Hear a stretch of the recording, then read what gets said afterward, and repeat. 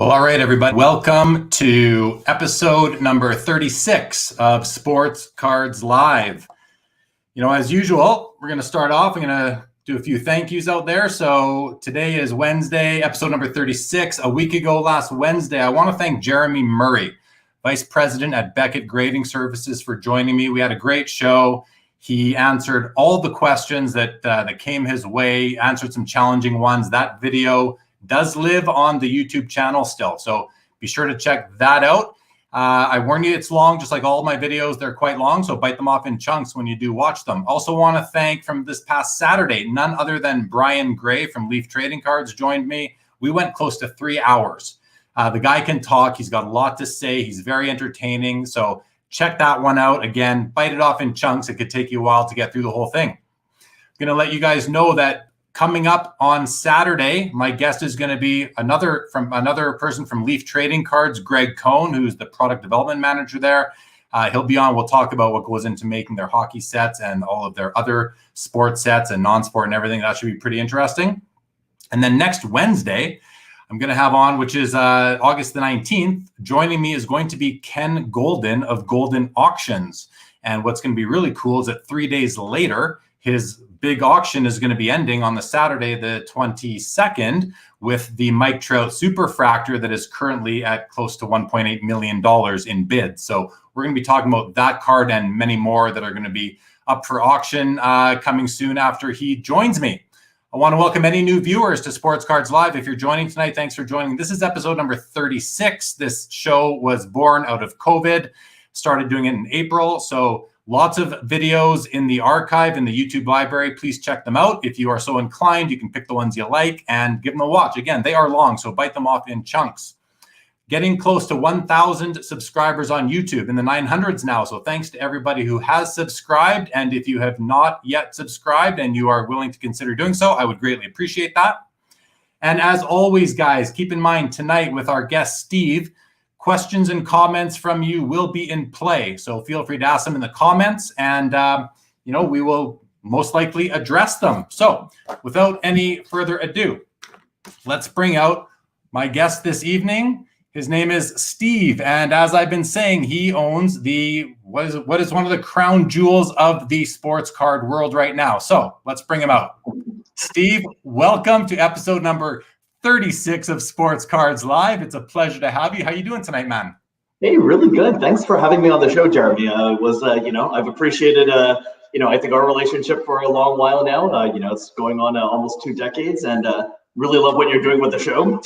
It's, really high quality content, which I didn't really even know existed for sports cards in the hobby. So, thank you for having me as a guest, and happy to be here. Hey man, it's my pleasure. Thank you for coming on. Thank you for volunteering to come on and for letting me know about this major acquisition that you made just about 6 weeks ago. I think it's really cool. Like you mentioned, we've known each other close to 20, I'd say around 15 years now. We've known each other. And I want you to tell the story about, we'll get into your history in the hobby a little bit, but let's kick it off with something fun, and then we'll welcome the viewers that are with us so far. But can you tell the story? And guys, for those of you watching, you got to imagine the year is 2000, and it's probably spring 2007 at the Toronto Sports Card Expo. And I knew Steve from various message boards, Hobby Insider, the Beckett boards and that. And so it was one of the first times where we met in person. I was probably there, maybe a Vancouver show earlier, but it was one of the first times we'd met in person. So we were hanging out throughout the weekend. And then you acquired a case of the Cup, 0506 the Cup, and you broke it at the Upper Deck booth. Tell that story of where did you get the case? What was it like breaking it, and what came out of that case? Sure. No, that's some of my best hobby memories right then and there. Was that really that 07 Expo? Never expected to actually take a trip to Toronto specifically for a sport card show. That was never on the things that I thought I would do in life. Really cool to have done it. I think for me, and we'll get to that later, but 0506 Cup has been just what I realized I keep in my PC. I think everything else comes and goes, doesn't really matter out of 99 great auto rookie patches and all that, but 0506 Cup, and it was a really special one for me. Getting that case was actually really interesting because, as you certainly know, any of the cases and any of the product there is sold pretty, at pretty decently high prices. But I think the night before, I think we broke 2 cases of SP Authentic that just came out with the Malkin year that way. And then, I was looking for something else to break that way. And I said, okay, look, forgot what I paid for that case, but I definitely stepped up, a decent amount more. I think he knew that he had the only one of 2 cases that was at that expo. So he knew I think his name was Mike. I think he knew his stuff very well. And he said, look, I've been lugging this case around with me that way. Maybe you want to take it off my hands. Struck a deal for it. And didn't actually know I was going to go break it then and there, but, had a lot of great hobby guys. That, again, first time I've met so many people in person from the message boards. It was the first time that I said, okay, well, what are you going to do with the case? And I'm like, I'm not sure. Well, why don't you just break it here? I'm like, okay, that sounds like fun. So this was totally ad hoc. It was completely impulsive. I think I met Carvin and his team very early on in the expo. So we decided to go, stop by the Upper Deck booth that way and just said, do you mind if we just break a cup, 6-tin case of 0506 cup here? And they were like, oh no, that's cool. And as we started, and I remember this very well, and as we just started, again, not an announced event, it wasn't, at a certain time this was going to happen. You had more and more people just showing up and going, what's going on here? And, then it was 0506 Cup, and I don't know how big that crowd got, but I'm sure it was easily 30 plus, like just really tightly packed. Out of that, and out of that came my actually only poll out of the 30 plus 6-tin cases that I've done of 0506 Cup.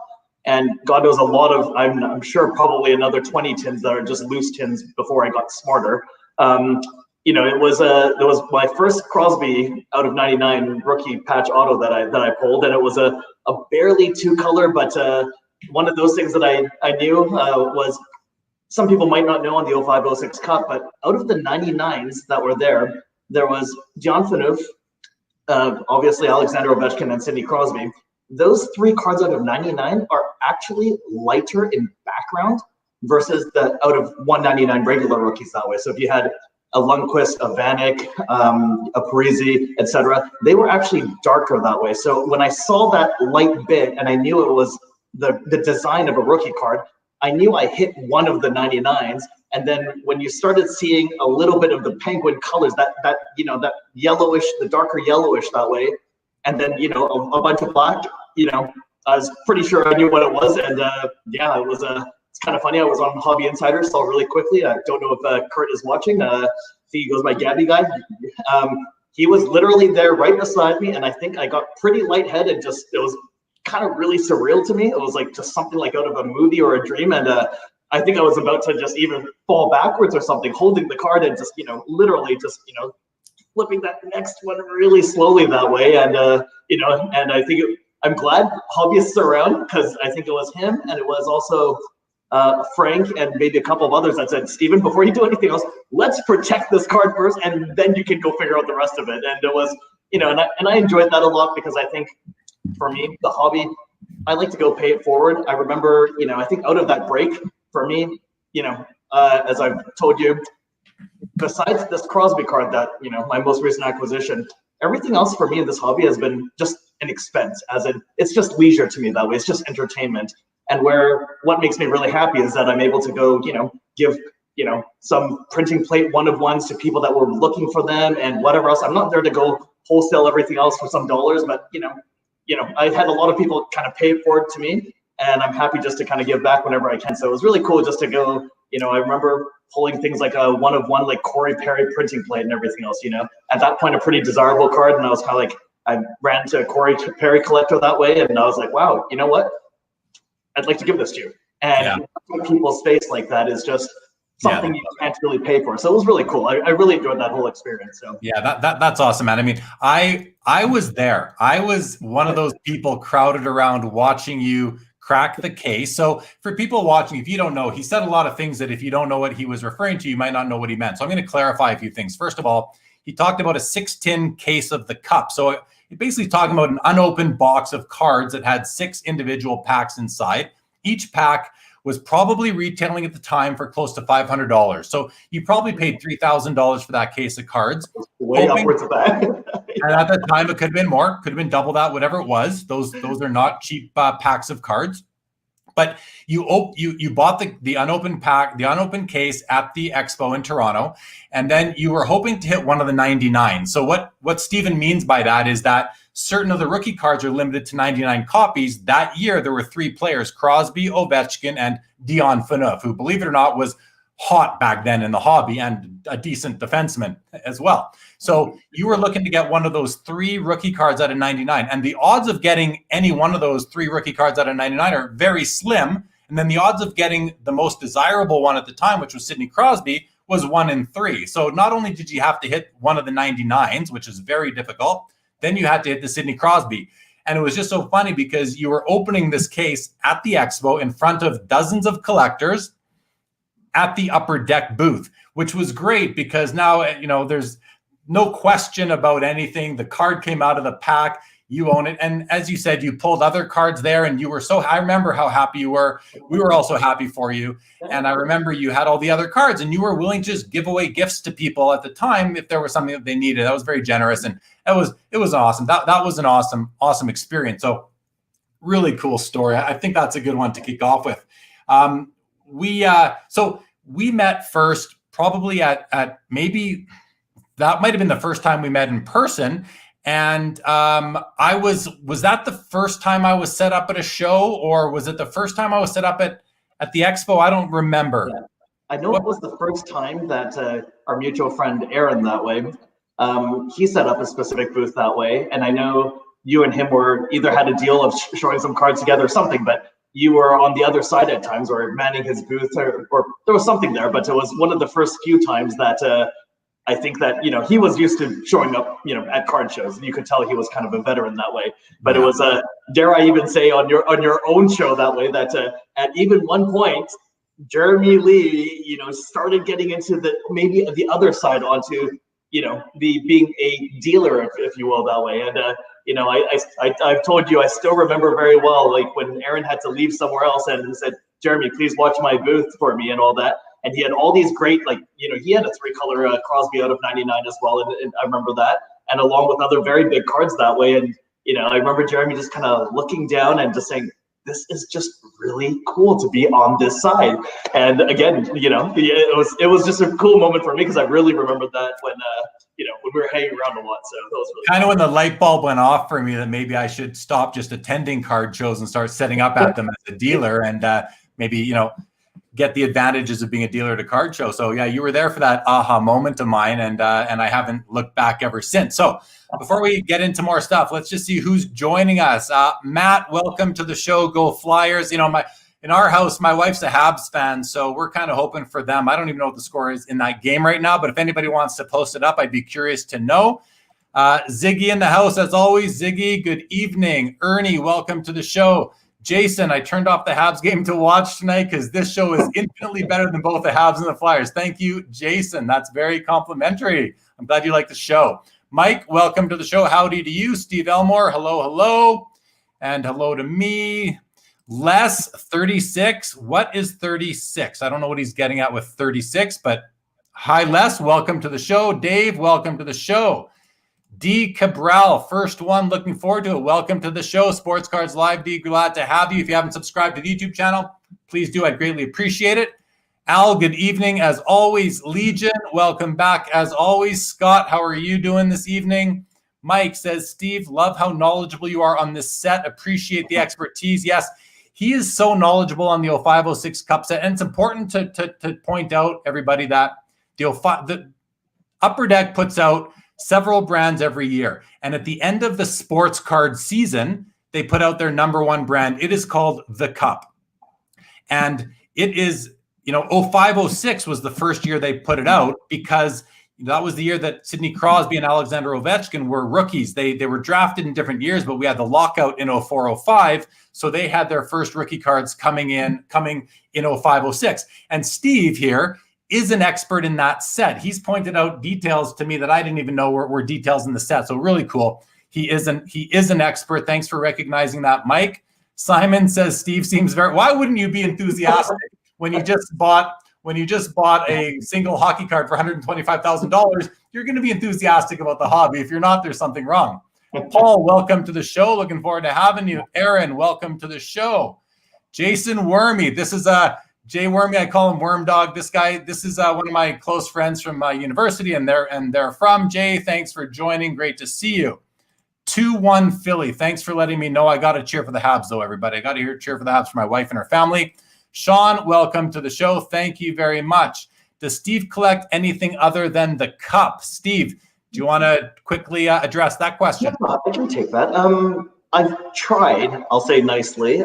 You'll see later on in the show that way, some of my real focus that way. I think for me, I've kept Ultimate cards as well. I think SPA that I know is more popular in the hobby generally that way. I've leaned toward Ultimate because of just scarcity. I think when you have out of 99 rookies to, before that was 299 for 0506 that way. McDavid 15-16 was an out of 99. That gets more interesting to me that way, versus SPA. So, some Ultimate here and there. I think, Ultimate, Ultimate, I think they have Ultimate rookie patches that way, or maybe, they do. They're out of like 25, but they're not. The Ultimate rookie cards are just autographed, right? So they have a few parallels to that. Yeah, but I was thinking like something like this. Like I'll do stuff that looks like. How's my camera? Yeah, that to me, I consider that a rookie card, even though purists might not. And I used to be a purist. Now I'm a little bit more lenient on my definition of rookie card, as it applies for myself and as I approach the hobby. But in any event.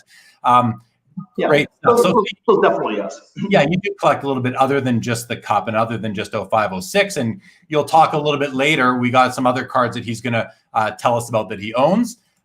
D, I have and I will be watching. Thank you so much. I greatly appreciate it. Oh, Les, that's 36 episodes. Yeah, man. How did I forget that? Yeah, man. Les, I can't believe it either at 36 episodes. I remember when I got to 10, I was like, holy crap, we're at 10 episodes already. Coming up to 40, I've hopefully got something big brewing for episode number 50, which will land on September 30th, but we will see. Carlos, nice intro. Thank you. And Carlos, thank you for helping me with the technical behind the intro. I appreciate that. Al tells me 2-1 Flyers with 13 minutes left in the third period. Okay, good to know. Hat tricks and home runs. That's my buddy Amit. Amit, welcome to the show. Thank you for tuning in, even if just for a bit. And D says, hard to find Ultimate rookie multicolored nice Ovi. Yeah, and that was one you just showed right there. Sean says, Steve, for game worn versus event worn in the cup, which rookies are game worn? Okay, so before you answer this, Steve, because this is a great question and it's an important question to you. So let's get into this topic right now. So I'll just start by saying, guys, that when we see patches and swatches of jerseys that are embedded within cards, oftentimes those cards, those patches, those swatches of the jersey, they may or may not have been used in an NHL game. If they were, that's great. It's a piece of game-worn jersey, a game-worn patch, which would be the logo or the number or the letters on the back. But oftentimes the card companies, what they do in the interest of money and time is they get the players to actually put on jerseys, wear them for a while, take them off, and then they cut them up and put them into cards. So it's important for some collectors to really understand, is this a game-worn piece or is it what we refer to as a photo shoot piece?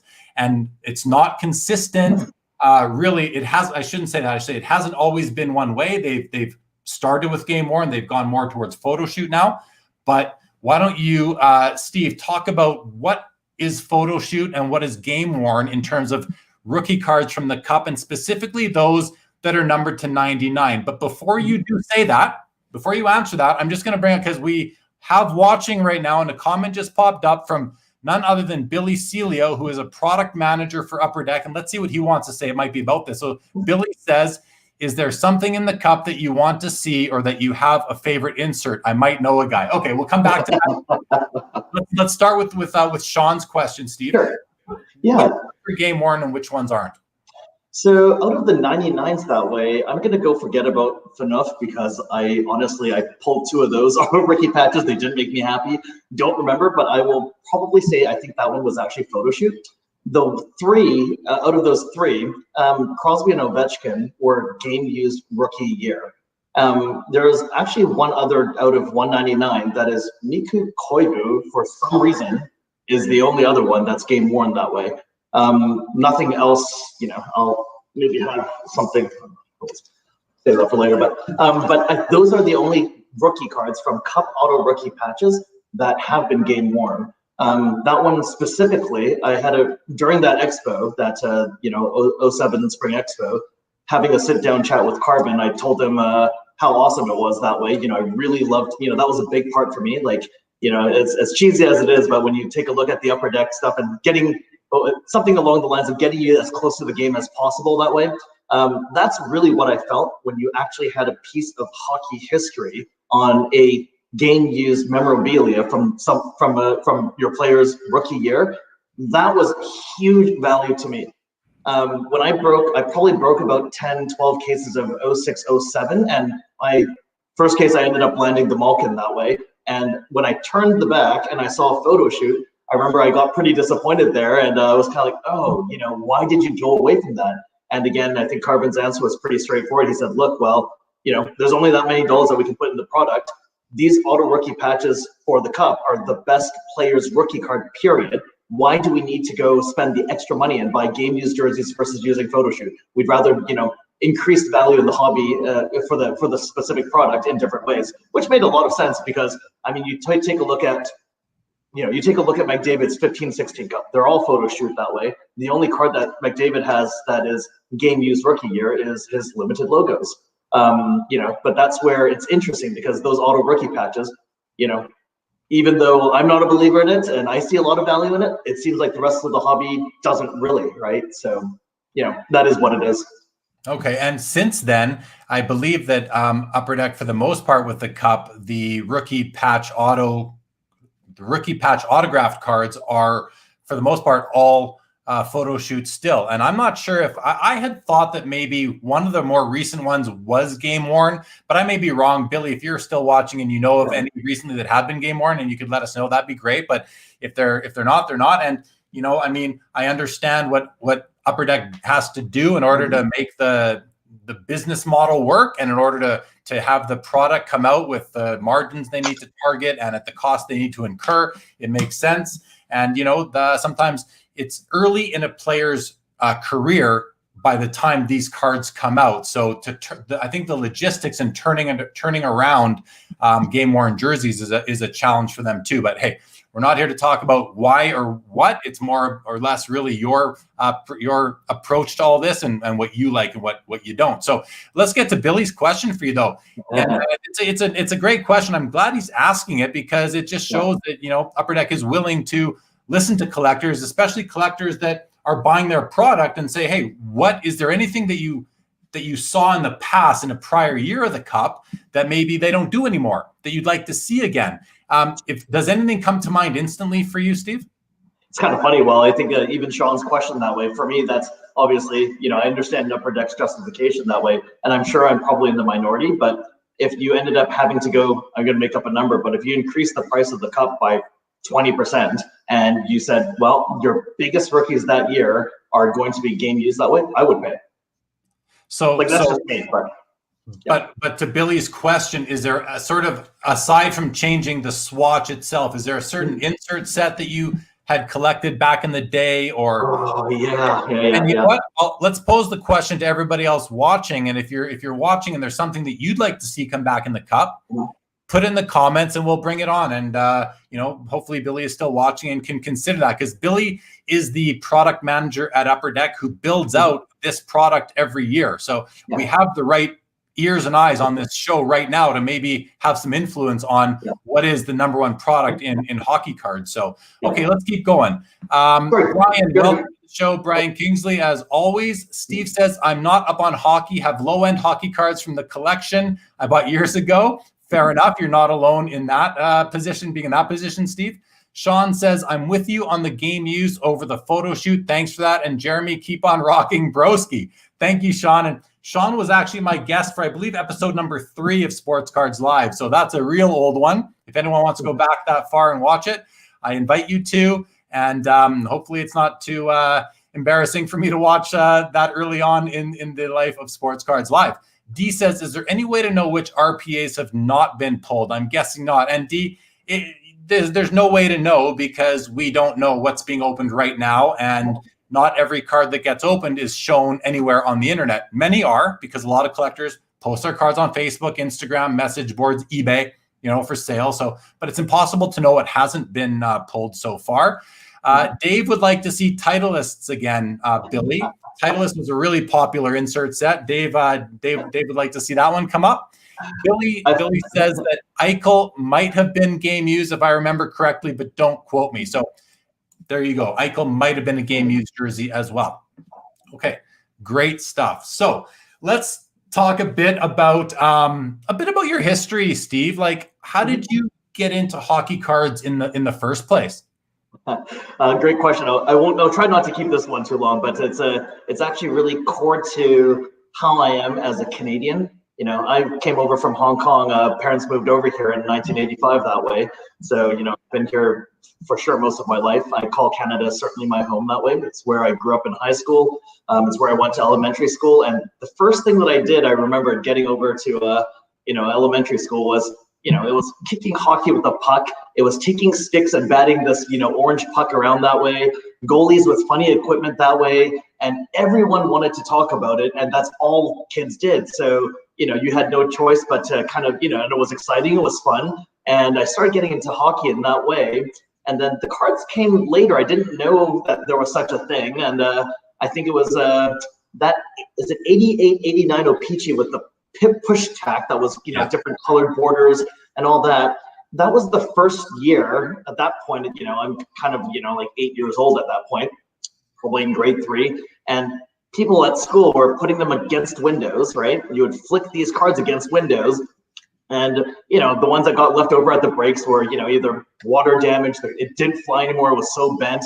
I kind of stood around after break and collected those cards that were someone else's junk. Like, those were my treasures that way. And I brought them home. And, I think I had a, more traditional Chinese parents that way, where they just said, I don't care if you get 100% in all your classes, we're never buying you a pack of hockey cards because it's a waste of money. And I said, okay, well, I knew that was never going to happen. So, kind of fast forward to unfortunate, this might have happened in other schools, I'm not sure, but the theft was, with the value of some of the cards, like Brett Hall rookie cards and everything else, there was a lot of theft in the school. So they started banning hockey cards that way.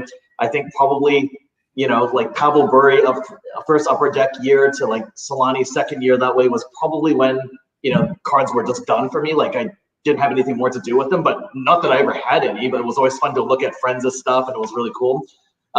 So, I kind of stopped with the hobby, went with life, went on hard working over with my academics and career and all that. And then some strange reason out of nowhere, my cousin that was always very into hockey cards that way, he said, here's a box of 05, 06 UD Ice. And, we opened this stuff together, and I was, going from O-Pee-Chee years that way and, looking at the quality of those cards and what was there. I knew nothing about patches. I knew nothing about autographs that way. I knew nothing about acetate. I didn't know if things were serial numbered. All I knew was, I didn't know that cards were even more thick than like a 35 point, one touch that way. I didn't know that was a thing.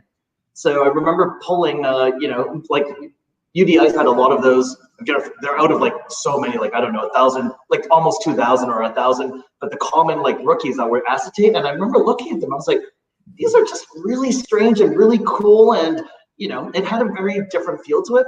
But then when we actually hit something that, the one that really, and it's a funny that I remember this card, but it was a Maxime Talbot out of 35, just a patch, and it was just all black, but it was thick.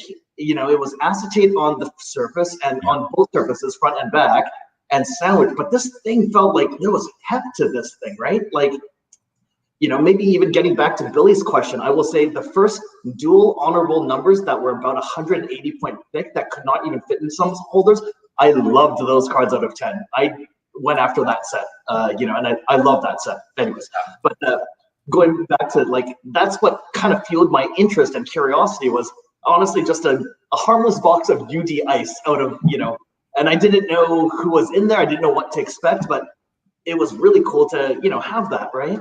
And I think that's where I got my curiosity, and I kind of went online that way, and I said, oh, well, maybe Crosby and Ovechkin have some cards right now. And then I find out it's their rookie year, and I'm like, oh, this is exciting. And then I knew nothing of the cup. I remember probably the first card when I joined Hobby Insider that way, and I knew nothing about the hobby. And this was just, again, probably me being me, just saying, I don't know. I liked Milan Hajduk. Like he was, I was a fan of his that way. I just decided to go pay $500 for a 1-of-1 NHL Shield Milan Hajduk out of 0506 Ultimate. I don't know why I did that. I just said, this is really cool. A 1-of-1? Like, what is that? It's new to me. 1-of-1s were around in the hobby far before, but it was such a neat looking card. I'd be like, I saw it on eBay and I was like, I'm just going to hit the buy it now. And I just want to see what this thing looks like. Yeah. And, and I still remember those things. And it was, it started captivating the imagination of what cards could be. And then of course now 0506 comes out that way. And and I'm like, wow, this is really, really pricey stuff. And well, what's in it? You start buying a couple of loose tins. And back then, I don't think, I'm pretty sure at opening, no one even thought about pack searching those things. No one knew how the foam, you would hit a foam in every 6 that way. Sometimes you hit 2 foams and, foams, you can explain that, but yeah, people are like, what are you're pulling out foam from a pack of hockey cards? Let me quickly explain that to anyone who hasn't opened up a pack of either Exquisite Basketball or the Cup Hockey. But I mean, this stuff was so expensive in its day. I mean, now it's kind of par for the course, but back in the 2005, 6, even 03, 04 with basketball, you get 6 cards in one pack, and those cards were packaged in a box. And that box was then covered in cellophane, and that box was then set into a velvet inlay that was placed within a tin, and that tin had a lid, and that tin was then placed into another cardboard box that you had to open. It was quite the unpacking experience was quite the process back then. It still is for this product. And if you were going to hit a card that was like a golden ticket kind of card, like a Sidney Crosby rookie, Upper Deck put a piece of foam in there as added protection, I believe, for that pack. So you knew if you got foam, you hit the jackpot. And I remember watching people opening up these packs of cards back, in the second half of the first decade of the 2000s, from the 05 to 2010. I remember watching people open these over the years, and you'd hear people going, foam, foam, foam, foam. And if you didn't know what it was, you'd think these people were from somewhere else anyway. So that's pretty funny. But so that brings you really up and from your whole hobby origin story, from being really a 5-year-old immigrant from Hong Kong with your family, right, coming to the country really without any knowledge of hockey, to embracing the culture, embracing the sport, embracing the hobby as part of your efforts to really fit in to a degree, right? I mean, there's a big social aspect to the hobby that is often overlooked, and I find it really interesting, especially when our stories are somewhat more interesting than just your typical Canadian kid who grew up buying hockey cards. I mean, that can be interesting too, but it's even more. I think your story is even more interesting. So I'm glad you told it, and that brings us all the way up until really 2005-06 when you jumped right in, right? Is that about accurate? Yeah, I started, I think after those tins that way, and then I hit no foam in any of those tins. That was actually a really strange probability if I think about it. Probably about, I'll say, probably about 20 tins that way, and just nothing, like no foam that way. So maybe it was happening earlier, but too small of a sample size to say. But when I bought my first, I think I paid about, it was about $3,000, I think, was the first 6 tin, stuff that I ended up opening up. But even before that, I think for me it was I remember buying an honorable a Noble Numbers 0506 of these were all out of 10 cards. There was no autograph. There was 2 players, 1 on each side. It had their numbers kind of on the cutout that way, and then a patch on both. And most of them were not really good patches, and that was 0506 in general, was just very plain vanilla, pretty boring patches. But that card just felt so thick, and it was so interesting to me that I wanted to see, and you saw inserts, right? But you didn't know how they came about. So that was really the curiosity, just to go, well, I think I'm guaranteed a case hit or something. There's got to be something here for buying each of these things. So actually, I do remember my first case hit, actually, and you would laugh really hard. And again, this is maybe a caution to people that are thinking about, maybe spending silly money on a 0506 case that way. Like my card was a scripted swatches out of I forgot, it was about 25, I think. Patrick Waugh, and he had Montreal Canadiens and Colorado Avalanche, but it was a Colorado Avalanche. And, sure, great card, but it's not a card you want to go pay. I don't know what the case of this stuff goes for now, probably 15, 20,000, something silly, but that could have been your foam hit, right? Yeah, not all case hits are equal, that's for sure.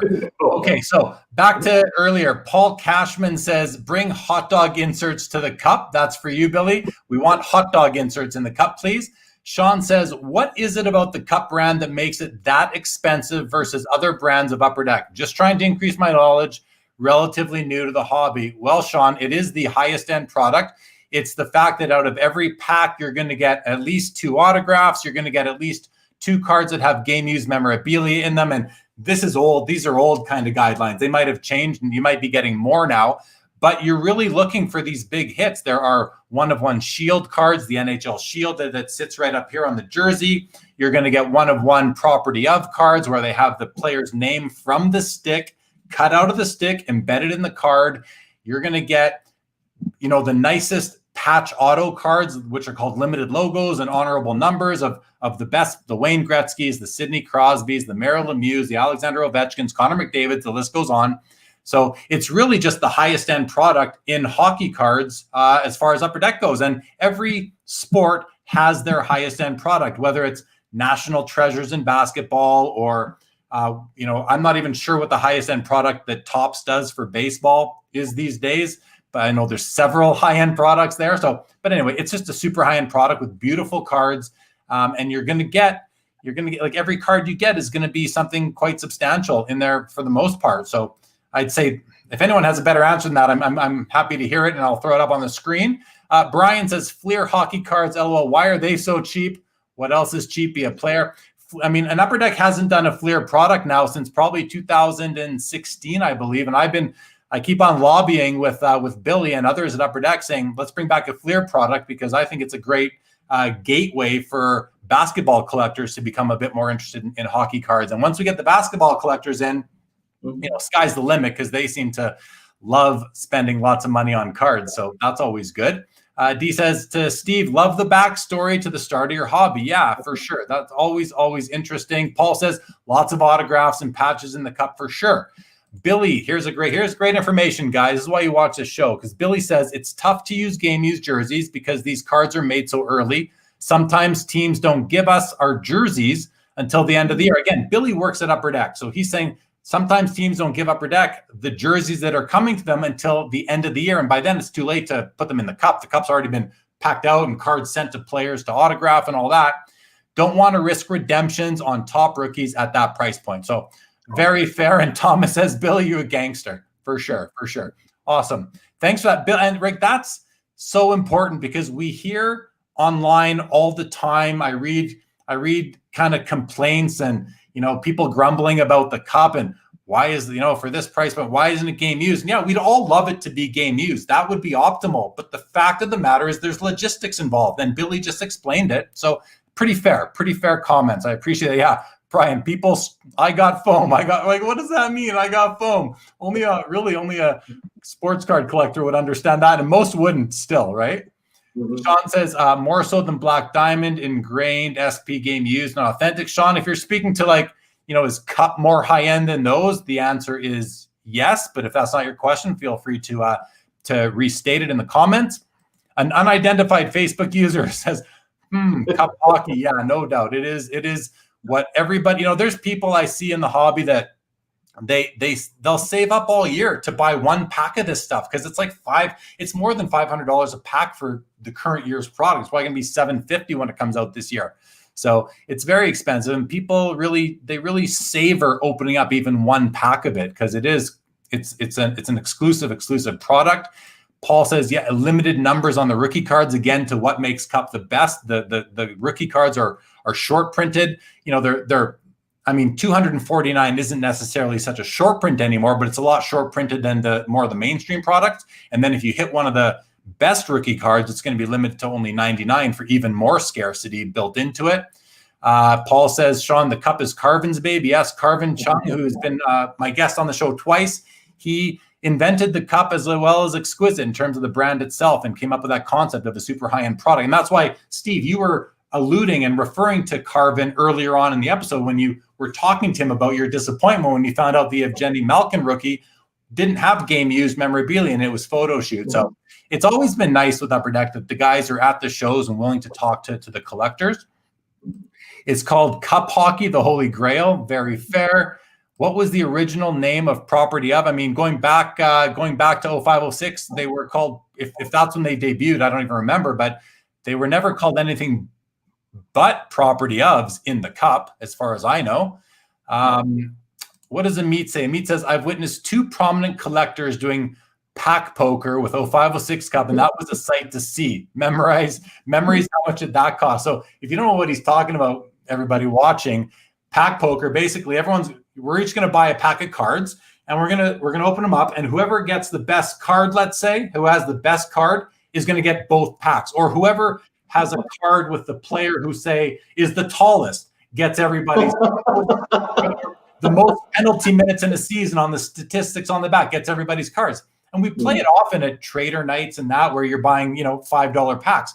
But what Amit is saying is that he's seeing people play this game buying $500 packs of cards. So it's straight out gambling. But hey, if you want to do it, it's a lot of fun. D says, if you have a case of 15-16, do you open it or sell it? That's a great question.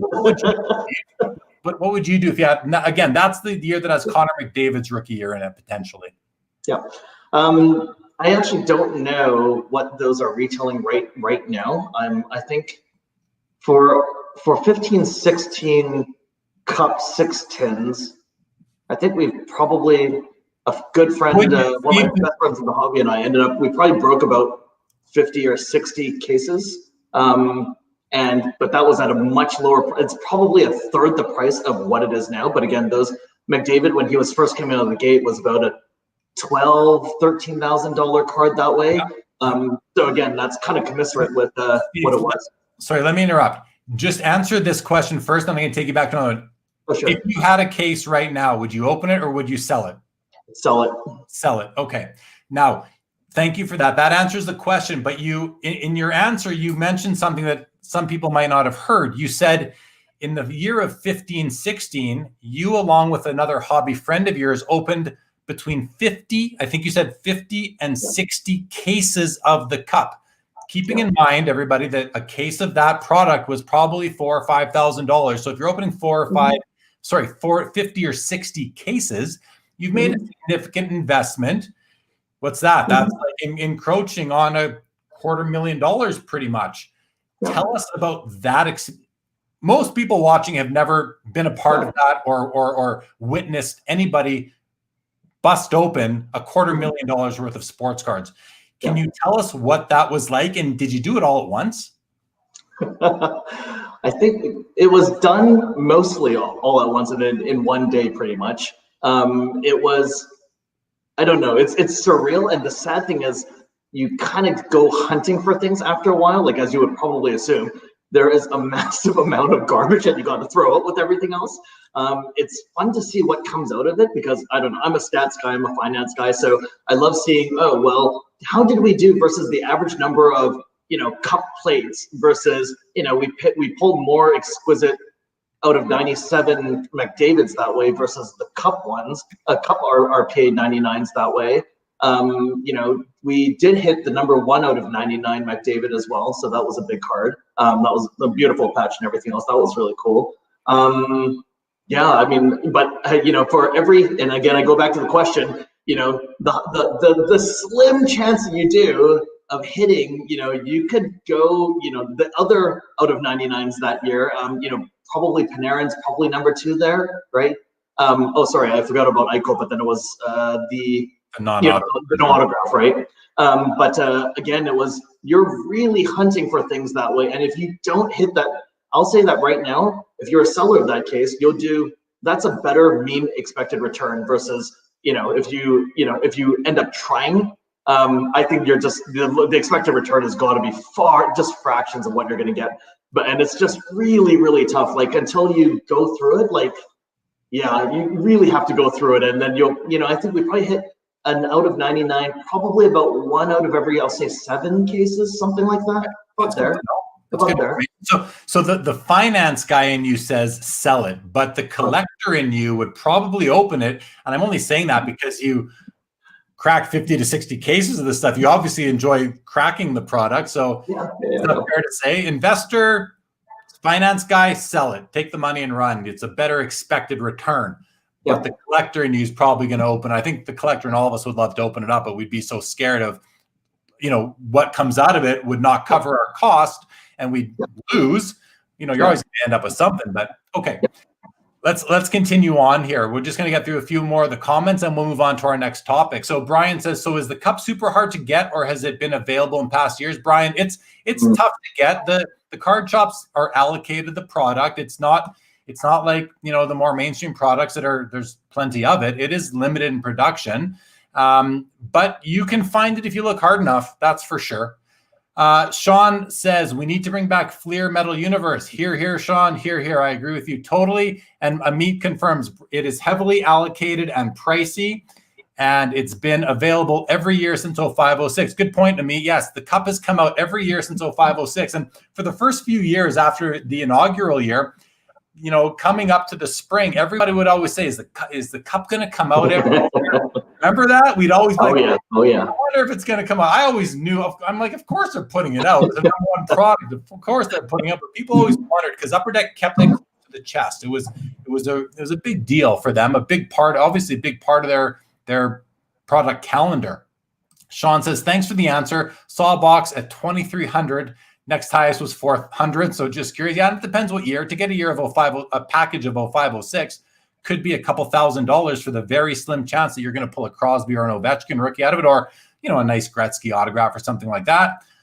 Thanks for the update, Paul. Philly wins. Can't really say I expected the Habs to win, but thanks, Ernie, as well. Amit says if people were to listen to wax breaks, they'd think we're all crazy. Busting wax doesn't sound so PC. Yeah, I think you're just saying that the words that come out of our mouth when we're opening up packs of product can be, if you don't know you're listening to people open up packs of hockey cards or sports cards, you might wonder what's going on in that room. So Facebook user is Carvin. Carvin, welcome to the show. Hey, Carvin, long time. Thank you, Steve. Carvin, if you've been on here, Carvin, I don't know, just go to StreamYard and click the button, or if you're on your phone, do it there, and then we'll see who you are. My buddy Jason says, what are your thoughts on Scheifele RC the Cup value-wise? Now, Steve, why don't you take this one? Because Jason is a buddy of mine from Winnipeg, and we often talk about I'm not a Jets fan anymore, but I was for a long time. So we often talk about our love of Mark Scheifele. He's a great player. How can you not love this guy? He's their first ever draft pick in their history in 2011. Picked like 6th or 7th overall, whatever it was. Great player. Do you have any personal thoughts on Scheifele? Is he somebody that you think is investable or just collectible? I'm sure, again, I'm a pretty blunt person that way. So I'll say, I think collectible versus investable. I think collectible because the sad part is Winnipeg as a super, it was great to see the Jets come back because you saw how vibrant and how energetic that fan base is. But again, if we just go to the world of like basketball or something else where you need that fan base, you need the money behind it. I don't see that from Winnipeg, and Scheifele has nothing to do with the player. It's just literally, if he was on the Vancouver Canucks that way, wow, would he be it would just be a very different market for his card values for sure.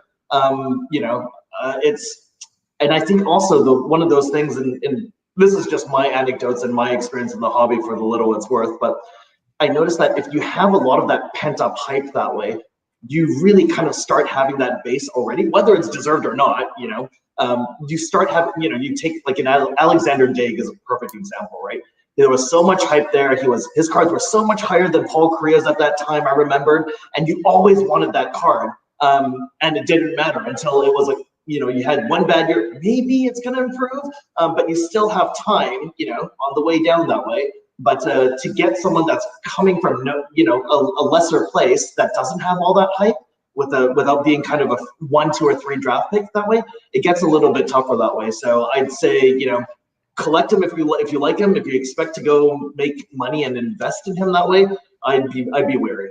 Well, I think, a couple things. I think for a guy like Scheifele to become more valuable than he is today for his Cup rookie, let's say, he needs to win a Cup, or he needs to win a Hart Trophy, or an Art Ross Trophy, or he needs to, or there needs to be a high expectation that the team is going to make a strong run for the Cup. His values did jump a couple of years ago, just before the playoffs, and then they came back down to where they were. And now his card would just be waiting for another strong playoff run, or a high expectation of a strong playoff run, kind of in end of February throughout March sort of thing, of course, in a normal non-pandemic year of sports. So, but Jason, from me to you, I'm high on Scheifele. I think he's a great player. He's a great person from what I can tell. And I think there is opportunity there, and players get traded all the time. So there's not that you want them to, but they do. I want to say also, Steve, you almost made the comparison that, well, if he played for the Canucks, he'd have maybe some more value, but I don't know if that's true. The Winnipeg fans are passionate.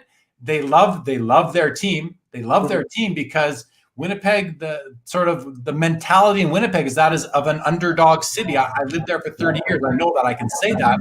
And when you get your team back, it's like nothing else. I was on cloud 9 when the Jets got their team back, and I'd been gone from there for for almost 10 years at that point. So in any event, let's keep moving on. Scott says, can you tell the tins that have the foam by feeling them? A few guys at the booth were, so no, you can't, because they're in like 3 levels of packaging. So no, you cannot.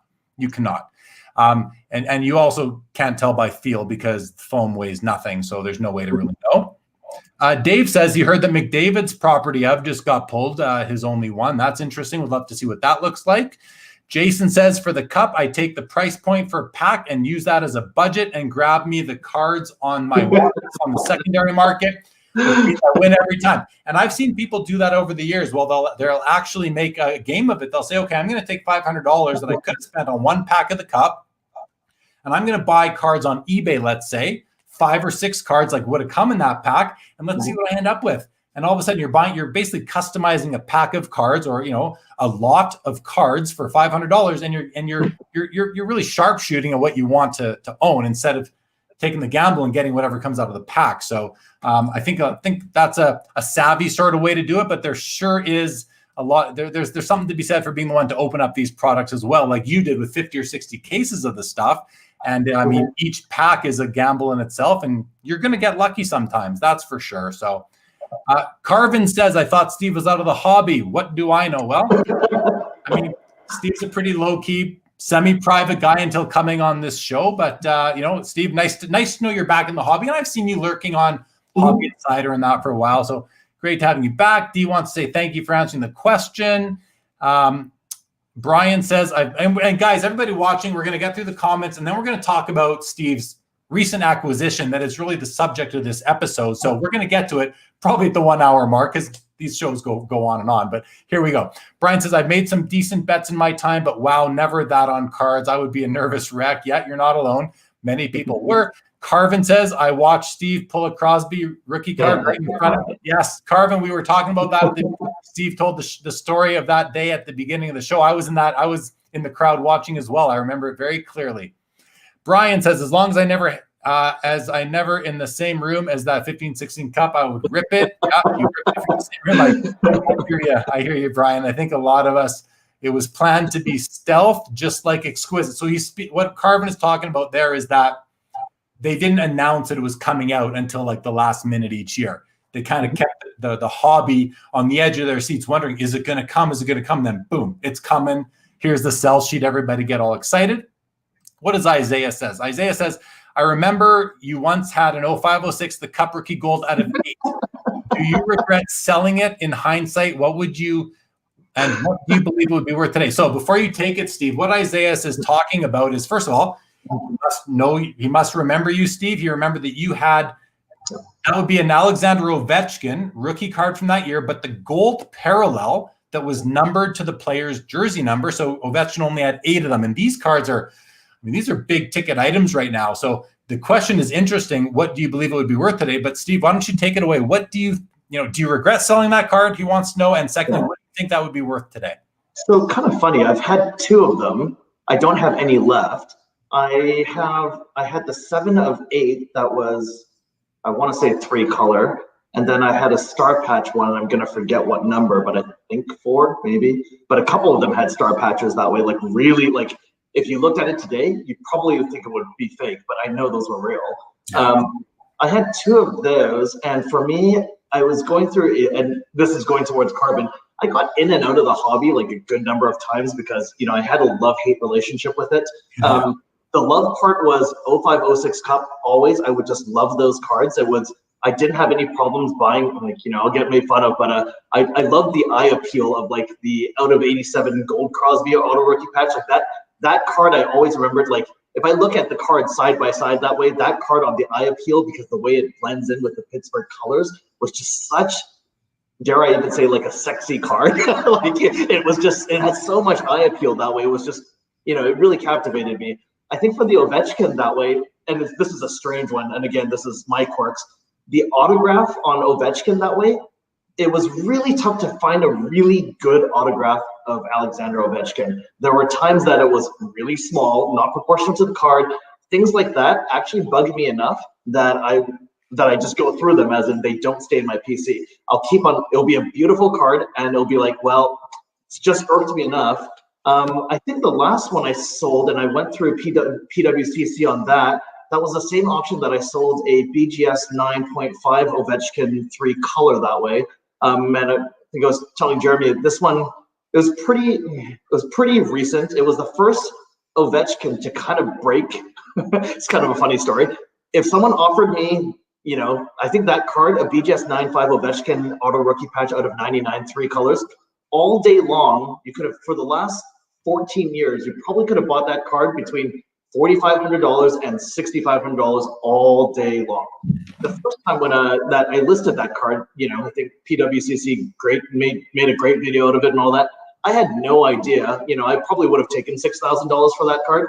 That card ended up transacting at, I think, 21 to 23,000, somewhere there, and I was mesmerized because I also sold a BGS 9 Crosby 2 color that I think I was about 18 or 19K on, and that literally, like, it was a huge shock to me.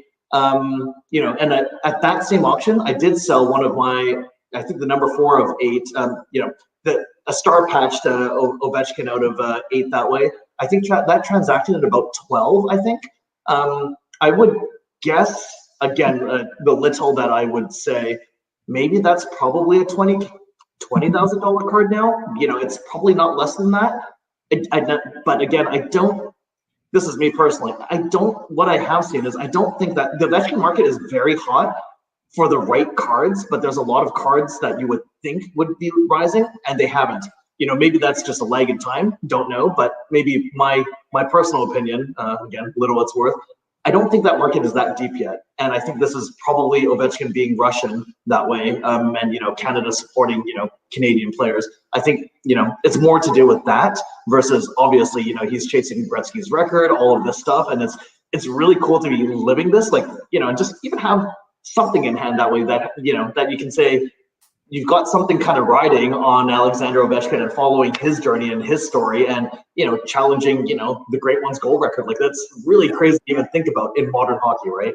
So yeah, no regrets. If I wanted that card badly enough and everything else, I'd just go pay up for it. But, so let's say you did want it badly enough and you were going to go pay up for it. Give me nothing else, but tell me how much it's worth today. Don't say anything else, but give me the number that just popped. I know a number just popped in your head. Say it out loud right now. Yeah, it's probably like 25. 25,000. Okay, so there you go, Isaiah. He thinks it would be worth about 25,000. Sometimes, Steve, I do this all the time. I play the game with people all the time. What do you think it's worth? And I know when you ask that question, a number pops in people's minds right away, whether it's crazy or not, but something pops in your mind, even if it's a range. I want to hear it. So it's best to get it out really quick. Okay, thanks for that. D says, wondering what card rivals the Crosby. I mean, if you're talking overall in hockey cards, D, Cabral, I would say you've got the Ovechkin rookie, you've got the McDavid rookie, in the Cup, and that's about it that would rival it. And even Steve would argue that the McDavid doesn't rival it because it's not game used, and that's a key distinction for Steve in terms of why he was willing to invest significantly into the Crosby rookie that he did, which we'll bring up in a few moments. Paul says that Winnipeg is like the Milwaukee Bucks, and I mean, you know, I'm from Winnipeg, so I get sensitive sometimes, but at the same time, I understand that Winnipeg is a small market team, and as are the Milwaukee Bucks in baseball. So I think that's probably a fair comparison for the most part. Sean says, I've heard people say not to collect defensemen because they don't hold their value. A debate in the break room was had between Jack and Quinn Hughes. Is this a true statement or player dependent? Steve, I'll take this one if you don't mind. So Sean, the general rule is that is true. And it's mostly true, I think, because people talk about it all the time. But there are some wonderful defensemen in the league. And I almost wonder if people stop saying defensemen get no love, if more people start to buy them. Guys like Nicholas Lidstrom, Ray Bourque. I mean, Bobby Orr gets a ton of love in the hobby. His rookie card is one of the 4, people call it a Mount Rushmore of hockey cards type of card. But as for the modern day hobby, I mean, you get rookies like Hedman when he was drafted 2nd overall behind John Tavares, or you get guys like Aaron Ekblad, who I believe was drafted 1st overall. These are defensemen, and their rookie cards aren't worth they're not worth much. So it's kind of just happened that way. But I don't know that that's going to be the general rule forever, in my opinion, and partially because there's many defensemen whose cards I love to own. Drew Doughty's another guy who is most likely, he's got cups, he's got Olympics, he's got all these gold medal, he's got everything going for him, but he's a defenseman. But, you know, someone with that resume should have hobby love, especially if they're going to get into the Hall of Fame. As for the Hughes brothers, tough to say, too early in their careers, but Wayne Gretzky says that Quinn Hughes has some of the nicest hands he's ever seen. So if that isn't an endorsement for skill and potential hobby success for a defenseman, I don't know what is. Steve, anything to add on defensemen in the hobby? Yeah, you know, it's funny. When I was growing up that way, like Ray Bourque on the Bruins was like my favorite player. Like, you know, and I always wanted to collect him, and I did. I had a lot of really great, and they made like 05-06 had great Bruins patches. I mean, like they really had a lot of great Bruins patches versus any other patches that I remember seeing that way. Yeah, I think it's the lack of interest and people wanting to go trade with you with those cards, and that kind of was it for me, because I was more interested in saying, oh, okay, well, I've got a lot of stuff, maybe we can go trade for something. And I realized again the sad reality of how tough it is to get a trade done in the hobby. So usually, you know, unfortunately, it stays much more of a eBay objective type, you know, thing for me versus convert something into cash and go buy it instead of, well, can I try to get this perfect, you know, fit or whatever. Yeah, but I think defensemen, yeah, if you're actually collecting is all fine, you can do whatever you want. But if you're actually investing, besides Bobby Orr, like I would stay clear of defensemen. Fair comment. Okay, well, I mean, I say fair comment just as I'm moving on in the discussion, but I say I think that's true, and but what I don't think is fair is that defensemen just don't get the love that some deserve, and you know, Stanley Cups are won by defense. I heard that by a prominent sportscaster yesterday. So I mean, they don't get they don't get the love they deserve. But Carvin makes a comment way down here, and I'm going to just, before I bring it up, I've got to remember where we were. Okay, at 8:51. So Carvin makes the comment right here. Chicks dig the goals in offense. So there you go. So let's go back up. I want to get through some more comments, and then we're going to move on to talking about why you made this investment that you did. But I think this is Carvin says that property hubs were originally called Shafts of Greatness, Stick Shaft, Gretzky, Greatness, but it was vetoed. Yeah, I wonder why. Shafts of Greatness. I'm glad I don't have to offer for sale cards called Shafts of Greatness. I'm glad that you were vetoed on that, Carvin, back in the day. Paul says history shows the only defenseman to significantly appreciate and value is Bobby Orr, but collect what you'll like and you'll never be disappointed. Very fair. And Sean says, thank you. You're more than welcome. Jason says, well done, guys. Great advice on Scheifele. Thank you, Jason. Isaiah says, thanks for answering the question. I own the 6 of 8, 4 color with a star patch. And yes, yours was 4 of 8. Loved it from the first time I saw it. So there you go. Awesome card, Isaiah. That's awesome. That is awesome. Don't let it go. Paul says, no worries. I bet money that Hughes and Makar will be cheaper once the Lafreniere rookie comes out. I think that would be a good bet. D says, just sent you a photo on Instagram of the property of McDavid. My buddy pulled it and I connected with him with the buyer, Dennis87 Pens on Instagram. Thank you for that, D. I'm sure I'm following already and can't wait to see it.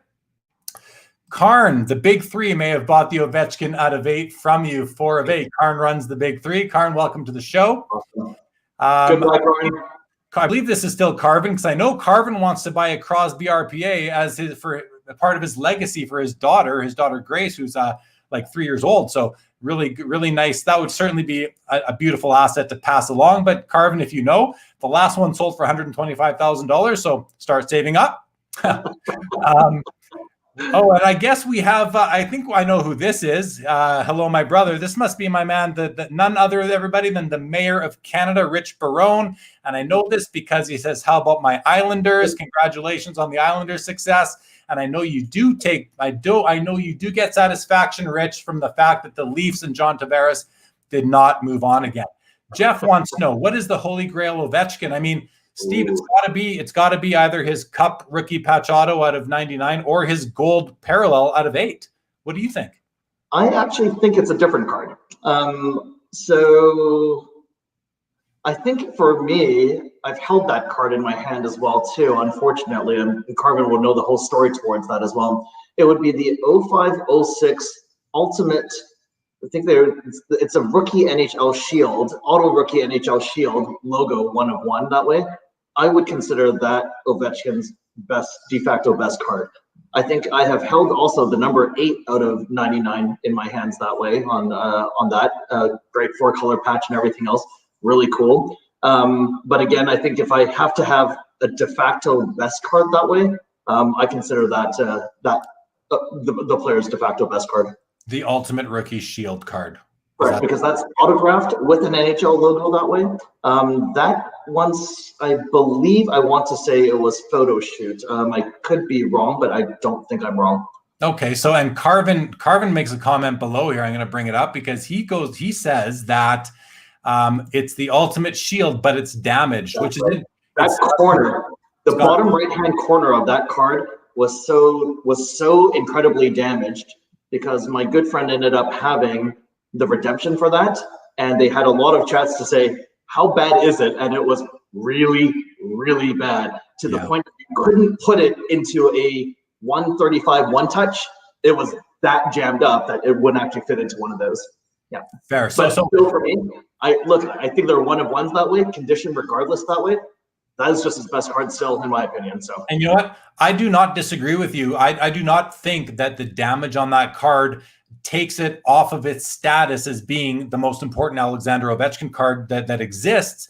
And all you need to do is look at that Michael Jordan Precious Metal Gems from 1997, the green out of 10 that sold about 16 months ago for $350,000. That card is in a PSA authentic holder, meaning they wouldn't grade it, meaning they believe it's been altered. Sorry, it's in an altered holder. Never mind. It says altered on it. So that's altered is worse than physical damage to a card. And that card and the owner of that card loves it as much as he would if it wasn't altered or something. So a card that is damaged, as the years go by, even in my own collection, I'm happy to sometimes just own a copy of the card, whether it's a PSA or a BGS 10 versus a 6 or a 7 or an 8. I mean, I'm still happy sometimes just to own the card. Condition is important, don't get me wrong, but sometimes on cards that are so rare, you just got to own it, and it doesn't matter what if there might be some damage on it. So I hear you on that. Okay, let's keep on going here.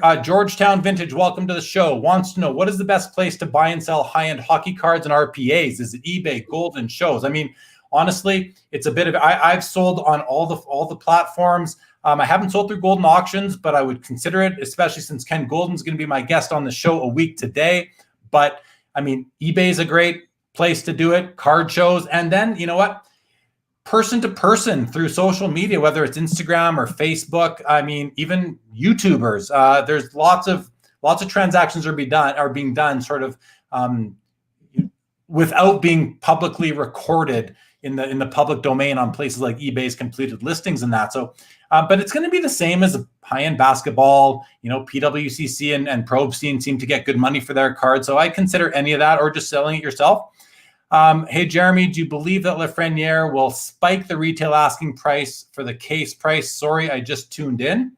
Yes, I do. I mean, if any product that Lafreniere is in, I mean, anytime you have a big name rookie in a year, every product that year is going to sell more than if there was no big name rookie in the product that year, especially someone who may be generational, like Crosby, McDavid, even Austin Matthews, especially being in Toronto, had a spike. And yeah, Lafreniere going to the Rangers, I think, is great. So yeah, I think you're going to see not only the cup, but all products being a bit more expensive than if he wasn't in there, and also if he wasn't on an original 16. If he ended up in Florida or Nashville, Minnesota, even, I don't think that the product would be worth as much as it will be now. Karn says, nice, 25% of the out of 8 Ovies are in the chat. Yeah, it's funny how small the hobby can be sometimes. Adam says, happens across all sports. Pitchers, big men in basketball, defensive football players just don't get the hobby. Yeah, great point, Adam. Thanks for piping up. Really appreciate it. Welcome to the show.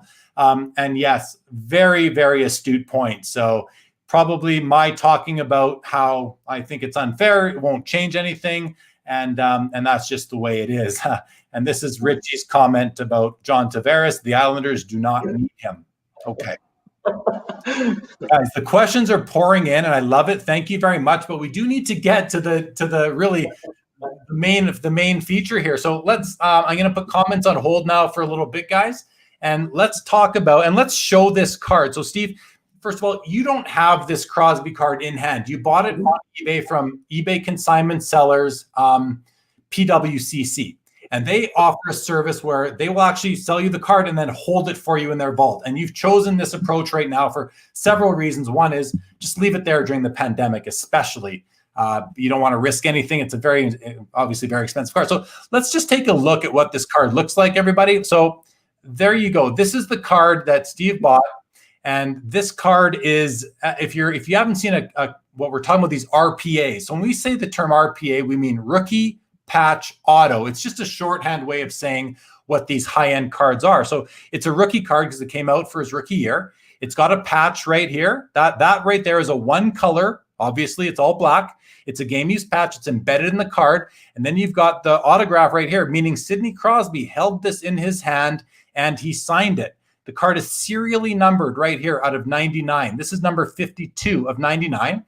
And it's been graded, authenticated, and slabbed, sonically sealed in a holder by Beckett Grading Services. They've given it the grade designation as a pristine 10 with centering a 10, edges 10, surface 10, and corners 9.5. So it's a very, it truly is a crown jewel of the hobby. This card, PWCC, when they sold it, they probably did a video on this one too, Steve. I don't remember seeing it, but they would have, because they would have known it was going to go for big money. And this card, I looked at the bid history, for until a few minutes before it sold, it was sitting at around $60,000. But in the last couple of seconds, it seems to me like there were at least 2, maybe 3 bidders that all bid well over 100,000, and you were the high bidder at $125,200. But that may not have been your maximum bid, because eBay takes your high bid as a proxy and will bid the next incremental for you until your proxy is outbid. Are you willing to tell the viewers what your high bid was on this card? I will, because I don't think this card's never really moving for me that way. I might have one plan that I may share later on with this card, but for me, 188 was my bid. 188, I did not think I would win it for 188. I'm still pretty shocked that I have it for what I paid for it that way. Obviously, yes, lots of money for cards and all of this stuff, but yeah. Okay, so you were actually willing to pay up to $188,000 for the card in the last second and I know what it's like. I've put in some, never a bid like that, but I put in some big bids on cards too in the last second, and you click that bid, now, and you wait for it to process so you can see, am I the high bidder now? And if I am, at what price, especially when it's looking like it's because it's not sitting at 125,100, it's sitting at like 60,000. You put in your bid for 188, it churn, boom, you now won this card for $125,200. At that point in time, I would expect your psychology to be such that, hey, I'm up 50 grand right away. I'm up $55,000. I was willing to spend 55, almost 50% more than I did on this card. I'm up 50 grand. Like, I'm already ahead on this investment. Did you have that thought? Did you feel that way? I think, and again, maybe I react to things a little bit more rationally and objectively at times. The first thought was actually, I think my computer froze. I saw the green and I saw winning bid, and then I didn't see anything else. And I was like, oh, well, I sniped at probably 3 seconds left that way. I'd probably do a couple of bids as tests within the last 2 minutes that way, just to see how good my internet connection is. And then I just put in my take it or leave it number that way. And I have lost enough auctions that I have no qualms. I won't lose a second of sleep if I don't win something. This one for me, I actually had to reset my computer and say, oh, okay, well, that probably didn't happen. And then when you see that you have won this auction for, and I was like, I can't swear on your show, so I won't. But yeah, that was my reaction. I was really shocked, to be honest. I think if it was, bigger cards like that, when I think someone else had chimed in with different platforms that way. Again, if this went to like a Leland that, the McDavid 97 out of 99 sold on, or if it went to Golden that way, I would probably expect that I wouldn't have won that card. Again, who knows? But that's my bet, because I think eBay is a great place for, and yes, they're, just objectively said, I think cards that are in the, $50,000 to $100,000 range, it definitely goes well. Like, you've seen a lot of basketball get there. Hockey-wise, if you're in the, $10,000 to $30,000 range, I think that does very well for eBay. But if you have like a card like this, where it is really just the best of the best, I think when you go to the larger auction sites that way, and you have much bigger people than, they're just not in the hobby. They just want the best of the player. Doesn't matter if it happens to be a hockey card. I just don't think I'm competitive, to be honest. But again, it is what it is. So with that, while I bring it back up for everybody to see again, because you don't have it in hand, why did you decide to deploy $125,000 of capital into this particular, and I'm going to refer to it as an asset just for this line of question? What was your thought behind that? I mean, you're obviously, like, I understand people coming into the hobby and with that have that kind of capital available and saying, I'm just going to buy the best of the best, without really caring if it's a hockey card or a basketball card or who the athlete is. They just want the best of the best. But you're not that guy. You're actually a collector at heart who, I mean, like it or not, when you deploy that amount of capital into an asset, it's an investment. I don't care how much money you have, it's an investment. You have to consider it that, because nobody just goes and expenses 125 grand. I shouldn't say nobody, but most, in the 99.99% of the world, doesn't do that. So what's your rationale? Why did you invest in this particular copy of this Sidney Crosby rookie card? Why did you invest that kind of capital into a hockey card? Yeah, take it away, man. Sure. With that background, I think you laid it out nicely, actually, when you said asset, because I think, sure, I've had a lot of cards that are in the, call it 10 to 30K range that way, in hockey that way. And those, don't like to say it, but everything else that way, I've always looked at this hobby as just leisure to me. Like, it's not an investment. I like shiny new things in my life that way. I'm just, I run disciplined investments. That's all I do. And this is the first hobby that I'm able to be a little wacky, take a little bit of, just buy things that are nice and shiny without thinking about, oh, is this a good investment or not? But when you mentioned asset and using this card as an asset, this one changed my thinking, because again, if I'm willing to go pay 188 for it that way, that obviously was a real decision that way. And I didn't look at this as, just another, okay, well, I'm just gonna go buy another, Crosby 2-color RPA or whatever, because it's just there. This card was very different for me for that. So I'll say that this card for me was a complete stars aligned card for me. Inaugural Cup year that way, this is, again, someone mentioned it earlier, this is Carvin's baby. Like, when Exquisite came out with, 03, 04 for LeBron year that way, that was the pinnacle. That was the best card set, period. When the Cup came out in 05, 06, it was launched exactly that way. And being there for that launch, and then just having those really breaking a lot there and understanding, the design and how iconic that design will always be, because I cannot see any product being above the cup for hockey. I don't think that ever exists. So inaugural year of the cup, 05-06, first point. Second point is I've opened enough 05-06 cup that I'm not a grader, but I've sent in enough stuff for grading that I will use as a blanket and say the average card probably grades an 8 or 8.5 on a BGS scale that way. The cards came pretty horribly. I mean, I remembered, someone asked this earlier. So you had the cardboard box, then you had the tin, literally this tin, and then inside you had like this little velvet-ish holder that way, darker purplish, and then you had the box of cards shrink wrapped inside that.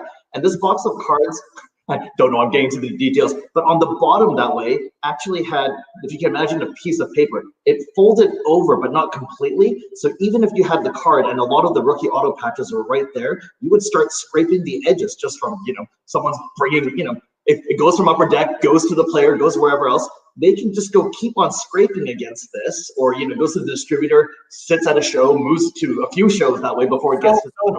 So condition was one of the big reasons why you honed in on this particular card. So yeah, I'll leave it as a condition there. Third point, we talked about it very quickly, was this was the only year, and still that I know of, I can think of all the other big rookies that way.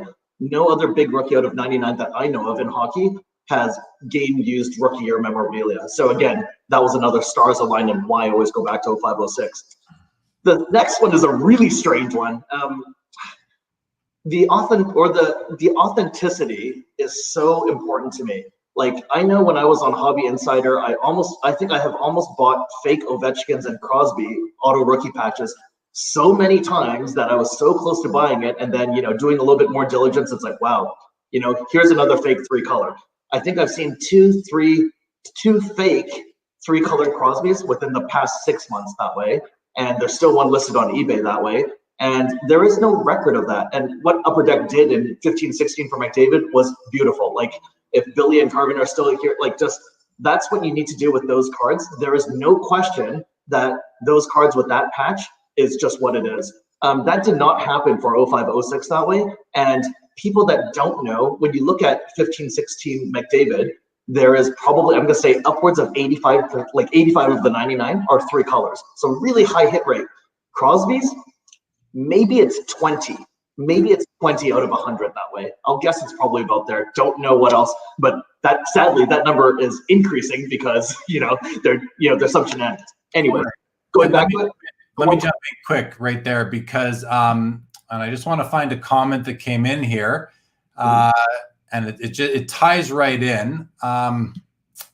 Sorry guys, I'm just looking for it. I don't see the comment right now, but someone had asked, there's an altered Crosby on eBay right now that's 3-color. Why would someone do that? And this is what you're speaking to, and this is why you prefer the 1-color. So for anybody who's watching who doesn't understand what we're talking, when we talk about 3 colors, 1 color, we're talking about the patch itself. So if you look at this right here, it's got the 1 color, but several other of the copies out of 99 had maybe a little bit of yellow on it, and a couple had a little bit of yellow and some white as well. So you got 1 color, 2 color, 3 colors. The more colors, the more valuable the card. Let's just say that. But there's incentive because of that for bad people to find a way to replace the patch, to actually alter the card. Take out the all black patch and put in a new one. And yes, it sounds like, how can you do that? Well, it's been done, and it can be done, and it's a problem. And so, Steve, I think one of your real reasons for investing in this particular card is because it is a 1 color, and you have no fear, and there will no one will ever question the authenticity of this card. Is that correct? 100% true. Just 100% true. That's one of the things, and when Carvin probably thought I left the hobby that way, because I got so sick and tired of buying cards that I thought were real that were fake, and I just found that out, and it disgusted me, and I didn't want to go sell them off to the next guy. So I would, being me, I took the hit and I said, hey, I think this is altered on eBay, and of course I'm going to get 20% of what I paid for it or something else that way.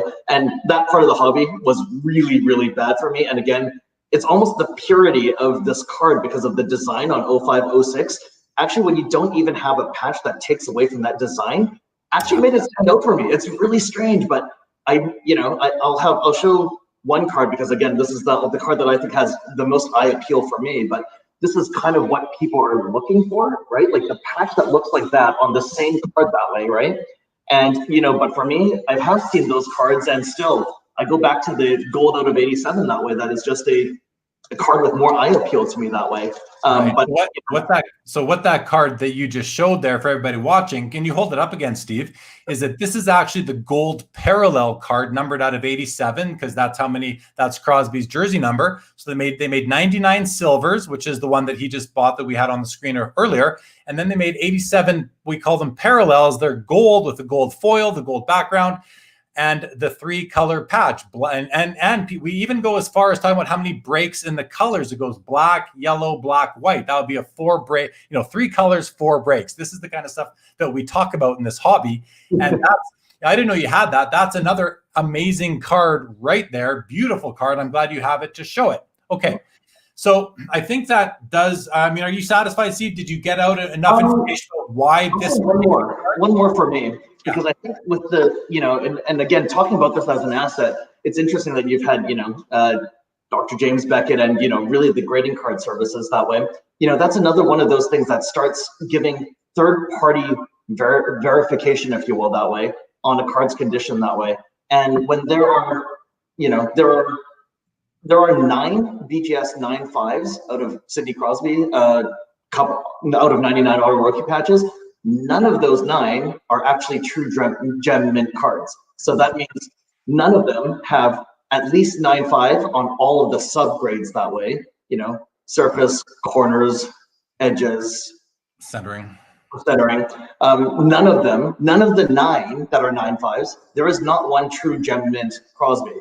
So the next one is this card that way. So, and then you put it in the pantheon of, I'll say the big 3 on Ovechkin, Crosby, and McDavid. There is no BGS 10 Cup rookie out of 99 for those players. It is only the Crosby and only 2 true gem mint Ovechkins and 3 gem mint McDavids that way.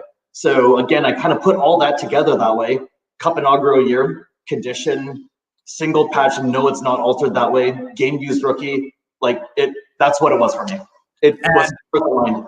Guaranteed first ballot Hall of Famer, legend, icon. He comes in the, Gordie Howe, Bobby Orr, Wayne Gretzky, Mario Lemieux, Sidney Crosby. It just flows that way. He's definitely an all-time great. So, an investment like that with that kind of money needs reasons behind it like that to really substantiate that kind of money. It's similar to the LeBron James. And you mentioned earlier the 03-04 Exquisite kind of was precluded. The 05-06 the Cup, and 05-06 the Cup was built out. And Carvin will tell you it was originally supposed to be called Exquisite Hockey, but they decided to go with a different name. And Carvin has told that story on my show before, so we don't need to rehash that. But that LeBron James card from 03-04 Exquisite, which was the inaugural year of the basketball counterpart to the Cup, for anybody who's watching who doesn't know, that card just sold in, I believe, was that just last month in early July or late June, sold for $1.845 million. $1.845 million. Now, the card's a little bit different. It was numbered at 23, so that was the gold version or the parallel. And that is not a game-used piece either. That is a photo shoot jersey. So that just goes to show the strength of the hobby, the strength of basketball cards as well within the hobby, that you can have a photo shoot rookie card of LeBron James sell for close to $2 million US, just to be certain on that. So, in a way, if Sidney Crosby is hockey's LeBron James, which he may be, you got it for less than 10% of the price. And I know for a fact that the hockey market is not 10% of the basketball market. It's more like about a sixth of the basketball market. So, and I say I know that for a fact because we had the vice president from Beckett Grading on the show just last week ago, and he told us what the slices of the pie are for all the sports in what they see as grading. What a great way to measure the hobby. Basketball is about 40% and hockey is about 8%. So it's more like a fifth of the 20%, not 10, which tells me if you do the math that your Crosby, either that card's worth 250,000 or the LeBron James is worth 900,000. It's got to go one way or the other, but it doesn't because, of course, there's many other factors at play, but it's an interesting thought experiment. Okay, so I think we've covered off the BGS 10 Crosby card. I mean, unless anyone else has any other questions, I'm going to look through the comments, and then we're going to there's two stories that I want you to tell still, Steve. Okay. Sure. And guys, if you're watching, you got to hear at least one of them, because this is the story that, I mean, as far as the hobby goes, it's kind of a story of legend. It's a legendary story. It's something that you did at an expo in the latter part of the 2000s. And we're going to come to that, because it's like, you got to think this guy's crazy for what he tried to do at one card show, but we'll get to that. I just want to run through some more comments so I don't forget anybody or anything here. So let's see what we have. Kevin Doty wants to know, any idea on starting price for Lafreniere? If you're talking about the cup, Kevin, when that ends up coming out, which will be probably over a year from now, I mean, you're looking at $5,000 anyway. I think just with the way the hobby is, and maybe more by then, could be probably even more by then, probably closer to 10. Got to think. Carvin says at least the patch is real. He's talking about your card. Again, we've talked about that. That is definitely true. Georgetown wants to congratulate you on the gorgeous card. Joe says that you save $55K plus tax, although if you take delivery to the PWCC vault, you do not have to pay any state sales tax. You might when you import the card into Canada. Joe says congrats. Feels good to reel in the big fish.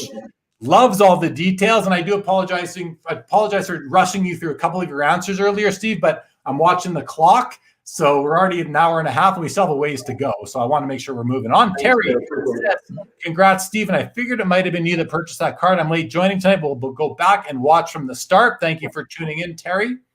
Carvin says, it's the gray borders and edges. Gold rookie cards have gold borders. Thank you for that, Carvin. Terry wants to know, is Mark still collecting, busting crazy amounts like crazy? We'll have to ask him on another day. Joe wants to know, having a couple cards in the vault myself, I wonder if Steve has any trepidation about the next step of actually getting the card in hand. Any comment on that, Steve? I don't have any trepidation, because I think maybe this goes towards maybe some of my greater thoughts on what I want to do with this card that way.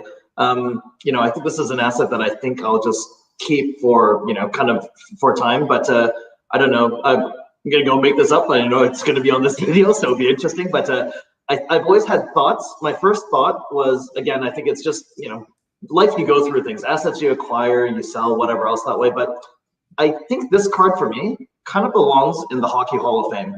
Like, I would like it when Sidney Crosby retires, gets voted into the Hall of Fame, all of this that way, that I'd probably like to just donate it there. So anyone that's just paying in to see can go see it. I think that would be really cool. So that would be good. Yeah, I mean, that would be quite the donation to make. I hope you get a tax receipt for its fair value at that time, so you at least get something out of the deal. But I mean, that would be quite the gesture for sure. Carvin says, I agree with Steve. Gold rainbow foil shines. I love the gold version more as well. You can see how many products I designed with gold rainbow foil. It was always an internal battle about the foil. It must be the Chinese genetics. Steve likes what I like in trading cards. And just before I move on, because Carvin's got another comment, but Carvin's Chinese like yourself. And Carvin, for anyone who doesn't know or just tuned in, Carvin is the person who at the time worked at Upper Deck and really came up with the concept for this cup set in the first place, and was integral in building out and developing that set and that brand, which lives on today as, again, people lust for this product 15 years later.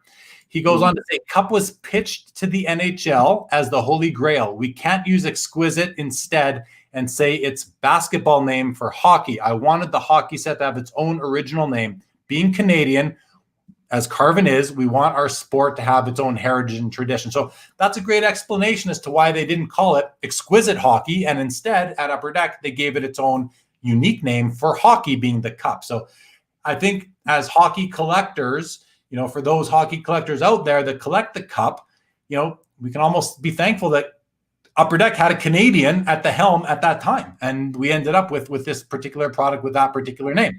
Costa says, Steve, did you try buying the McDavid Cup 97 out of 99? And if you didn't, why not? Well, I like how you're baiting this question, Jeremy. We'll predict the future a little bit. But Costa here, I actually did not go for the Cup. I did not make a bid on the Cup 97, McDavid 97 out of 99 auto rookie patch. The reason for that is pretty straightforward. I believe, to me, I have McDavid's best card that way that Jeremy will show a little on in this show. So, another monster card that way. It's nice to see more 6-digit hockey cards and that are out there. So yeah, we'll show that shortly. So I think if I understand correctly, Steve, what you're saying is that you do have a McDavid card that you consider to be more important than his jersey numbered, the Cup rookie patch auto out of 99 with 3 colors, being that 97 of 99 that was sold right around the time that the one you bought was sold. And that McDavid sold for, I think, about $135,000 US. So sold for even more. What you're saying is that you have a card that you think, and I mean, I have it up, I have it ready to show. It's sitting, I'm looking at it right there on my screen. I'm about to share it. You have what you believe to be McDavid's number 1 card. Now, again, this card is living right now in the PWCC vault. Is that correct? No, this one's just with a very good friend of mine right now. Okay, yeah. So this card is and paid for. So this card is secure. It's in a secure location because of its value and for whatever other reasons that are none of our business. And you believe it's more important than the McDavid 97 and 99 that recently sold, and that's why you stepped away from that card. So let's show the card, guys. This is ready. So this card, I'm about to share my screen again, everybody. This card, Steve believes, and I'm going to say I agree with him, that this Connor McDavid card would be the most important Connor McDavid card that exists. Here you go. 1, 2, 3. Boom. That's it right there. And we're showing it here from Upper Deck's Facebook page when they showed this card way back in time. Let me just take off the comment. So there you go. This is the Connor McDavid Ultimate Rookie Autograph Shield Patch 1 of 1. If you can't see it right over here, everybody, 1 of 1 stamp. Game worn jersey. This is the shield from, would have been sitting right there. You see where I'm circling right there in his jersey? This is that piece right there. Autographed. Connor McDavid held this card in his hand and signed it. And it's a 1 of 1 rookie year. This to you, Steve, is his most important card ever? Yes, I think so. Again, it's not numbered like, when, and it'll be interesting since Carvin is here that way. I remember a conversation pretty well, even during 07 at the Expo when I met him. But Ultimate, you always had to have the card. Like, if Cup's going to be there, why is anyone going to break Ultimate? And this was the chase card for Ultimate and the driver on why you would have the player's best card. The back of this card that way, if Jeremy wants to show it, that also has, it's actually just numbered that way. It is not an insert, as opposed to the Exquisite was an insert that way. That's another 6-digit card that way. That one's, live on eBay for a while. But the Exquisite parallel of this card that way. But this one for me is his de facto best card, period. Right. So yeah, I'm sorry, I don't have the back of it available to show right now. But yeah, I mean, this card I love the orange background behind the shield. It really pops on the card itself. It's a beautiful card to look at. And I just want to explain, you were mentioning that, why would you buy and open up packs of Ultimate? So I want to explain what Ultimate is. Ultimate is another brand of hockey cards. And for a while, it was the top end until the Cup came out. I believe Ultimate was the high-end product. So Upper Deck came out with a newer, higher-end product, but they didn't want to kind of, devalue Ultimate itself. That's still a product that they needed to get out there and sell into the marketplace. So one of the ways that they made that still a very attractive product was leaving these 1 of 1 shields in it. And in your opinion, very, very important card. So, and I agree, man. It's such an important card that at the 2016 National Convention in the United States, I believe, who sponsored that show? I don't know. I don't remember who the sponsor was, but these were the room keys that were given out to people who stayed at one of the hotels nearby. your room key was basically Steven's card, which is pretty cool. Like there's the card, there's the room key, and you can actually buy these room key. I mean, I think we're looking at Dave and Adam's website right now, which is a card shop out of Buffalo. You can see they're selling copies of this card, of this room key, for like $30 just for a room key, which, hey, it's a collectible. Look at it. It's got everything on it. It's got NHL. It's got Connor McDavid's signature, even though it's not real. Picture of the player, the Oilers logo. Everything's on here. Really cool. That's how important this card was. It was the room key at the National, which is really driven mostly by baseball and now basketball as well. But in any event, a very important card, Steven. Congratulations on owning both of these. I mean, they're certainly very, very important cards as far as the hockey card hobby goes. And I think a lot of us would love to own them. So that's awesome, man. Okay. We're at an hour 40, Steve, where, I like to keep these as close to 2 hours as possible, even though Paul likes to say, could we go for 3 hours? Paul's always trying to get us to get to the 3-hour mark on this show. Paul, I don't know that we'll get there tonight. It's a school night for me too, right?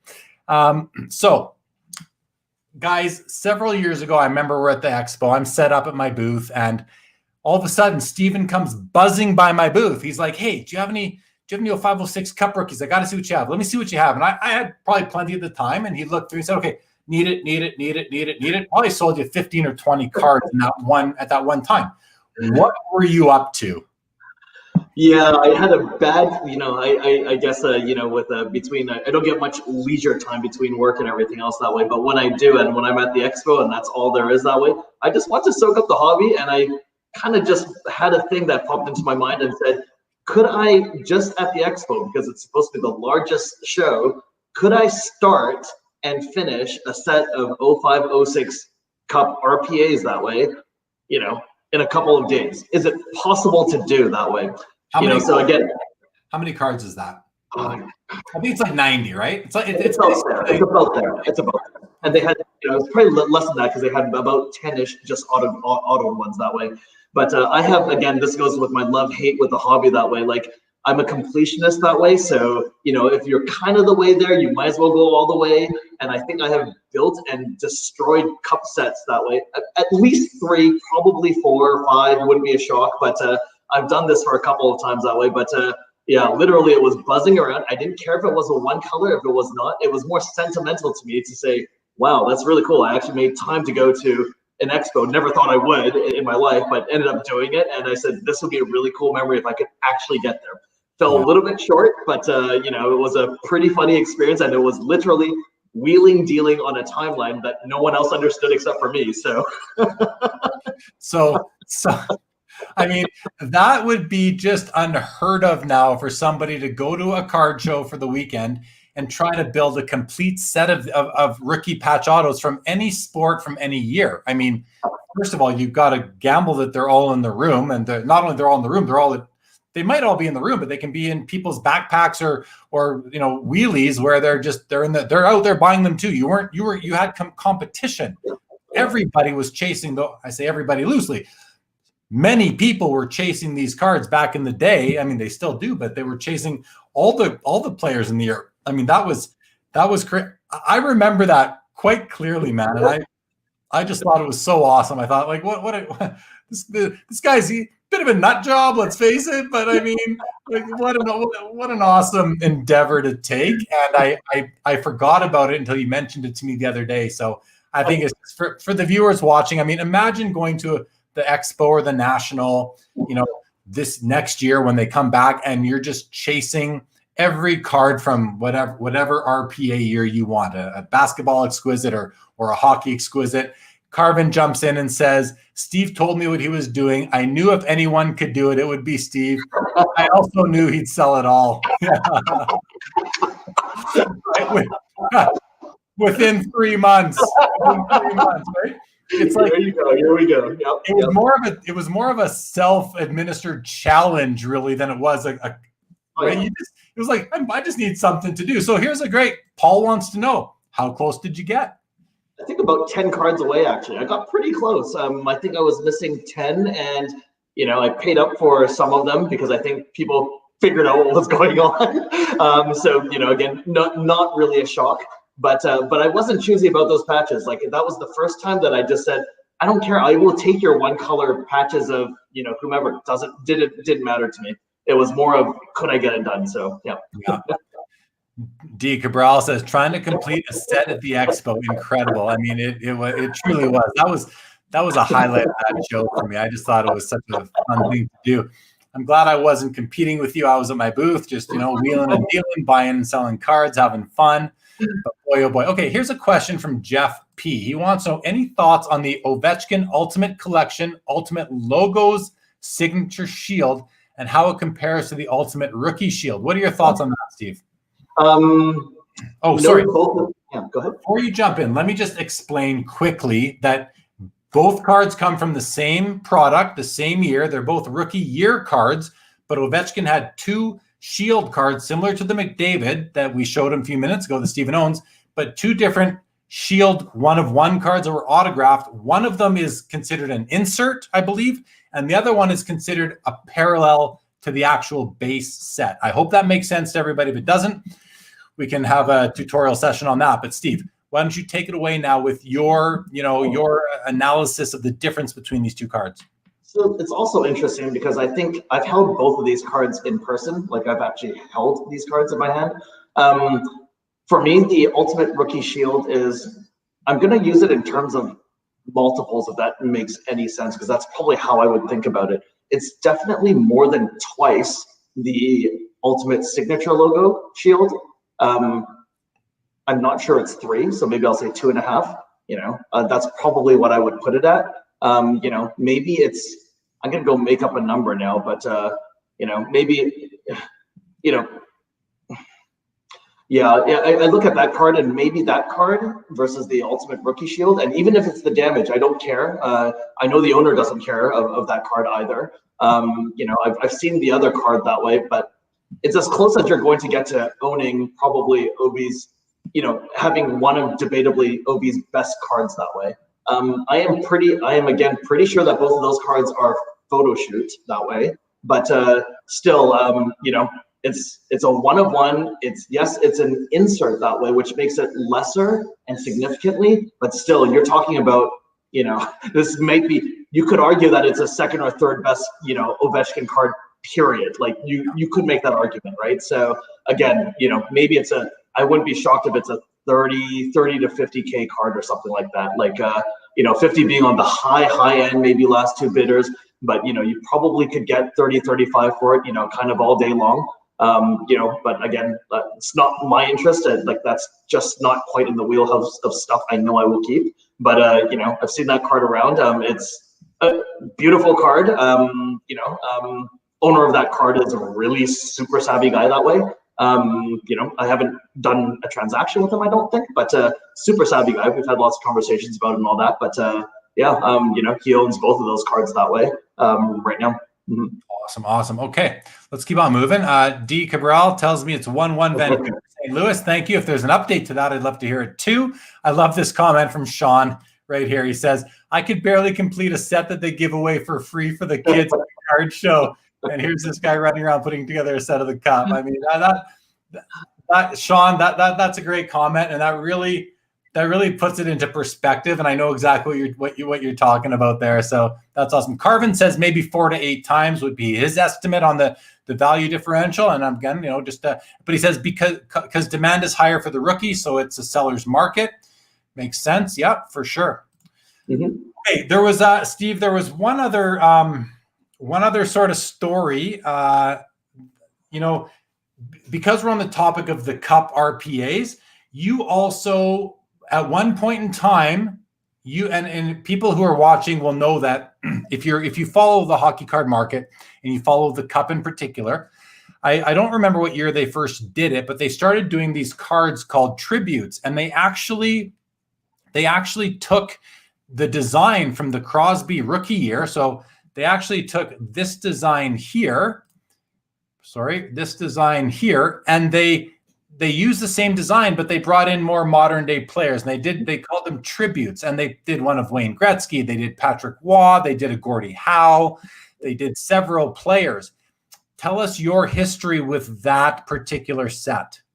Yeah, so I was super excited the first time I laid eyes on that set and I saw it on the sell sheet that way. Like, I was super excited about that because I just said, wow, I go back to the iconic 0506 that way. Nothing replaces it for me. And now, I had two of the 10 Wayne Gretzky ones, and probably, I know one of them was probably the nicest one. I've probably seen 5 or 6 of them. One of the nicest ones on the print run. The other one was still very good. But the problem was when I put that beside my Crosby RPAs that way, I noticed something that kind of irked me, which was and I can't say for any other set after 0506, but 0506 specifically, if the rookies were out of 99, the 3, Crosby, Ovechkin, and Phaneuf, and everyone else was out of 199, and then you had some autographed ones that way that no patch that way that were a little bit more, I think 249, I think. But the 199s actually had a darker, the gray shading and the white shading was darker. So when I actually put it beside, and I built that whole tribute set that way with best patches and everything else. But when I always put it, and again, this is the strange part of every collector is different, but this is the part that got me that I couldn't keep that set was, wow, why would you put Wayne Gretzky into the 199 dark colored, because it just looked lesser. Like I just remember pulling those out of 99s that way. And when you saw that whiter bit, you knew what you had. And that sadly, but it kind of destroyed it for me that, it made me lose interest in the set. And again, this was another set that I built, and yet I just fire sold on a cent on the dollar again, right? So here we go. So basically, I think, just to sum that up, what you're saying is that the tributes, when they came out in more recent years of the Cup, they weren't true tributes. There were subtle differences in the design of the tributes from the original Crosby and Ovechkin rookie cards. And these tributes, they're actually called Ovechkin tribute or Crosby tribute. And the Crosby tributes are used for, I think, Canadian and American-born players, and the Ovechkin tributes are numbered to 5, and they're for the European players that get on those cards. So but what Upper Deck didn't do, likely an oversight, is they used the wrong design or the wrong color, the wrong gray shading pattern for the tributes than they should have, or if they should have, but that they could have if they wanted it to be a 100% bang on accurate tribute card in these more recent years. And that subtle difference was enough to turn you off from the set and sell it off. Yeah. It's strange, but it's not even a design element. As you said, it's literally the shading of the gray was too dark. Yeah. Everything else was like that was it. Yeah, that's and that just shows how finicky us collectors can be. We all, and I don't mean that in any negative tone. Myself, yourself, everybody watching, we all approach the hobby differently. We all have our likes and our dislikes. And like somebody said earlier, collect what you like, and you'll always be happy. And if you do that, you will. And really, we don't owe it to anybody to explain or defend what we like. We like what we like, and that's the beautiful thing in the hobby. And the hobby is so diverse. There's so many different products out there. There really is something for everybody, I would say. I mean, and at all price points. You don't have to spend $125,000 to own a Crosby rookie card. You can get a Crosby rookie card for under $50. If you want an MVP or a Victory, those are other brands. You can still acquire and own a Crosby rookie card for a much more affordable price point. So, Okay.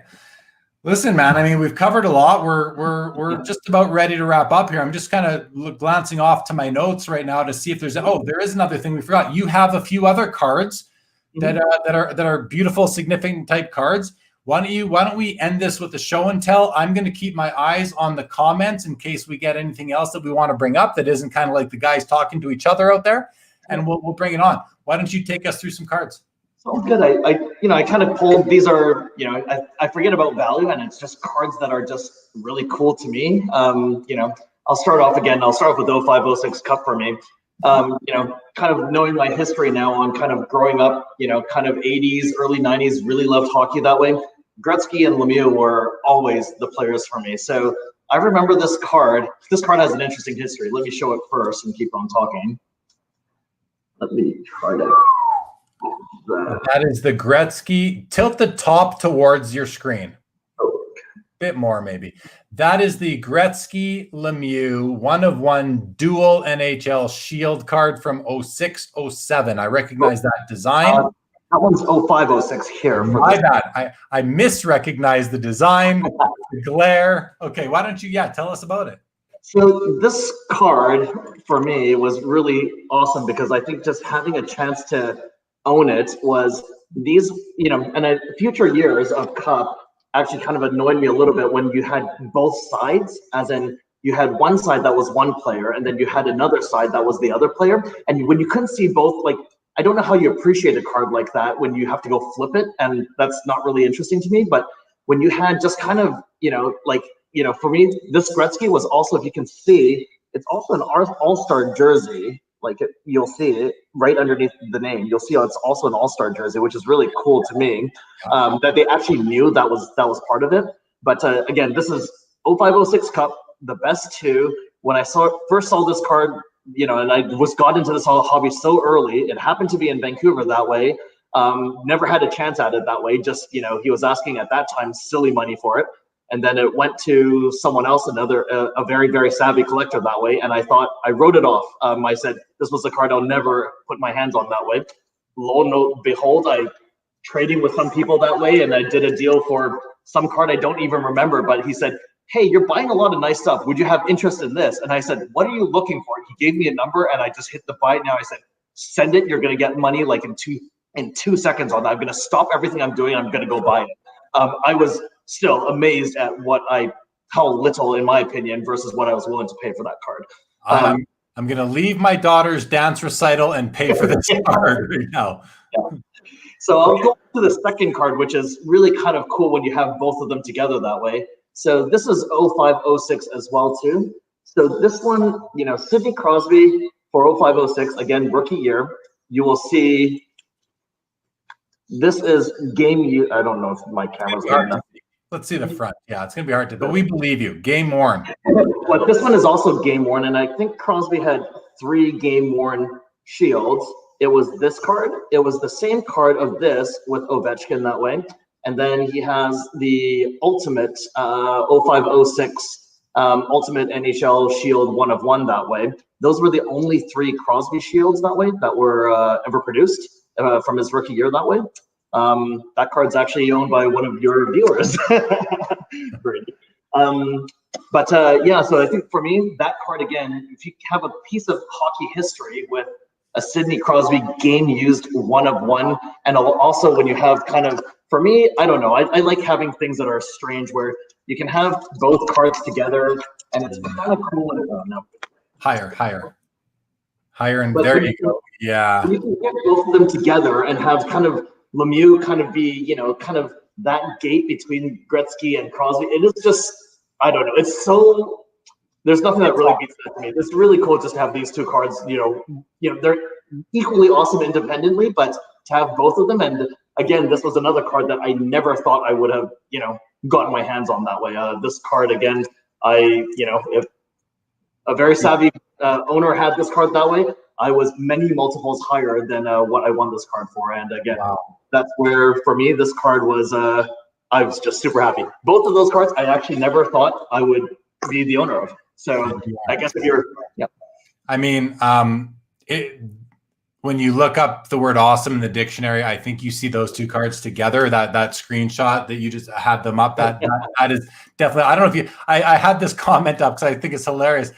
Collector, you're talking about the difference in the shading on the tribute cards. Collectors, we put the mental and temperamental. I think that's hilarious. Yeah, we're a finicky group. We're finicky. Okay, next card. Sure, and this kind of goes now towards the reason I kind of picked up that McDavid 15-16 Ultimate Rookie Shield that way. For me again, I look at those cards as the de facto best cards, my subjective opinion of the player's best cards. So here's one of Evgeny Malkin that way. Yeah. So this is, in my opinion, Malkin's best card that way, and this comes out of Ultimate again. This was his autograph rookie patch. Again, you'll see the serial number versus kind of an insert, if you will. So you go back to the more traditional hockey players, you'll see this is card number 125 from the from the, right. from the base set. An actual parallel versus an insert, which means something to us collectors, and that's a game-worn shield. That's a game-worn shield. Jersey. This one is not. So I think it was only 0506 that was. So these ones, the next few are not, including the McDavid one is not also. Still awesome and important cards, especially if there weren't any rookie or game-worn jersey pieces. So that would make it. Okay, what do you got next? The next one is for your Tavares fan that way. That was on earlier. So this would be Tavares's best card in my opinion that way. So I really love the design of this card that way. It's just a really sweet card just to go look at. And again, if you see enough logos and NHL logos that way on these cards, some of them are actually misplaced pretty bad, where like they're 20 degrees off, you know, maybe like 10% of the logos cut off that way. You'll have a bulge in the card. So it kind of takes, you know, eye appeal is so important to these cards. And when you have something that looks as sharp as this, like, you know, you talk about eye appeal and something that feels just like, it does feel like it's his best card. And again, you know, kind of one of those reasons where I went after it that way. So no, I think they're really cool. So very nice. Very nice. Maybe the last one I'll leave off with is, you know, the one I have, same card now, same thing on the McKinnon that way. So this is McKinnon's ultimate, see that ultimate rookie shield that way. Again, 1/1 from ultimate that way on his best card to me. You know, you'll notice again, you'll see number 171. That's what you'll see on his rookie card, you know, from ultimate as well. Yeah. But again, I'll thank Carbon for the rainbow foil, because if you see these cards in like the foil and the reflection that way, like the glass, you know, the one touch and you know, this team bag does it no justice. But you know, it really is pretty something else. But you know, I go back to it and I get everyone's onto the RPAs that way, but for me, I guess until like kind of stars align for like the Crosby one, like still like, you know, I kind of churn through them, like, you know, not purposely, but I do churn through them. But these ones are keepers. And I want to point, you said you thank Carvin for the rainbow foil, but Carvin was long gone from Upper Deck by the time the McKinnon came out. Maybe not long gone, Carv, but I know you were definitely with Panini by the time. Actually, I think Carvin went from Upper Deck. After Upper Deck, I know you're watching Carvin, but you took about 6 months off, and then you ended up at Panini just in time to release the 12, was it 11-12 or 12-13 Dominion? You took it back to being a vertical card from a horizontal RPA. So he was definitely at Panini by the time the McKinnon came out. But hey, Billy was here too. We can thank Billy and the Upper Deck, the people that are Upper Deck now for that beautiful card. That really is amazing.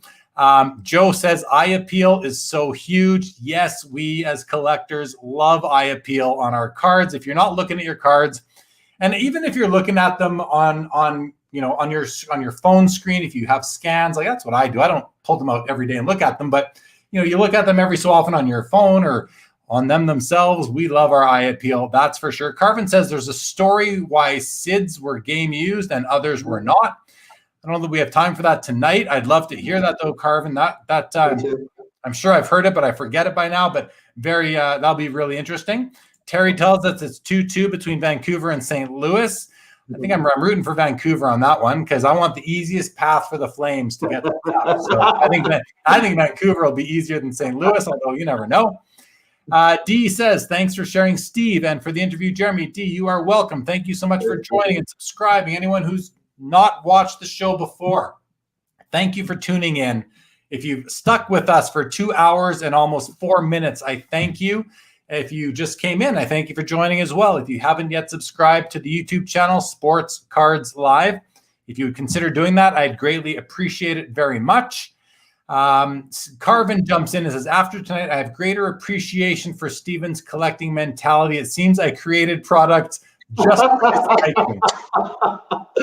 it. Thank you, Carvin. Carvin, you are a legend in this hobby, no doubt about it. Okay, man. Well, listen, Steve, I mean, I'm good. If you're good, I'm ready to close down for the night. And, you know, as everybody knows, I'll be back today is Wednesday. We'll be back on Saturday with Greg Cohn from Leaf Trading Cards.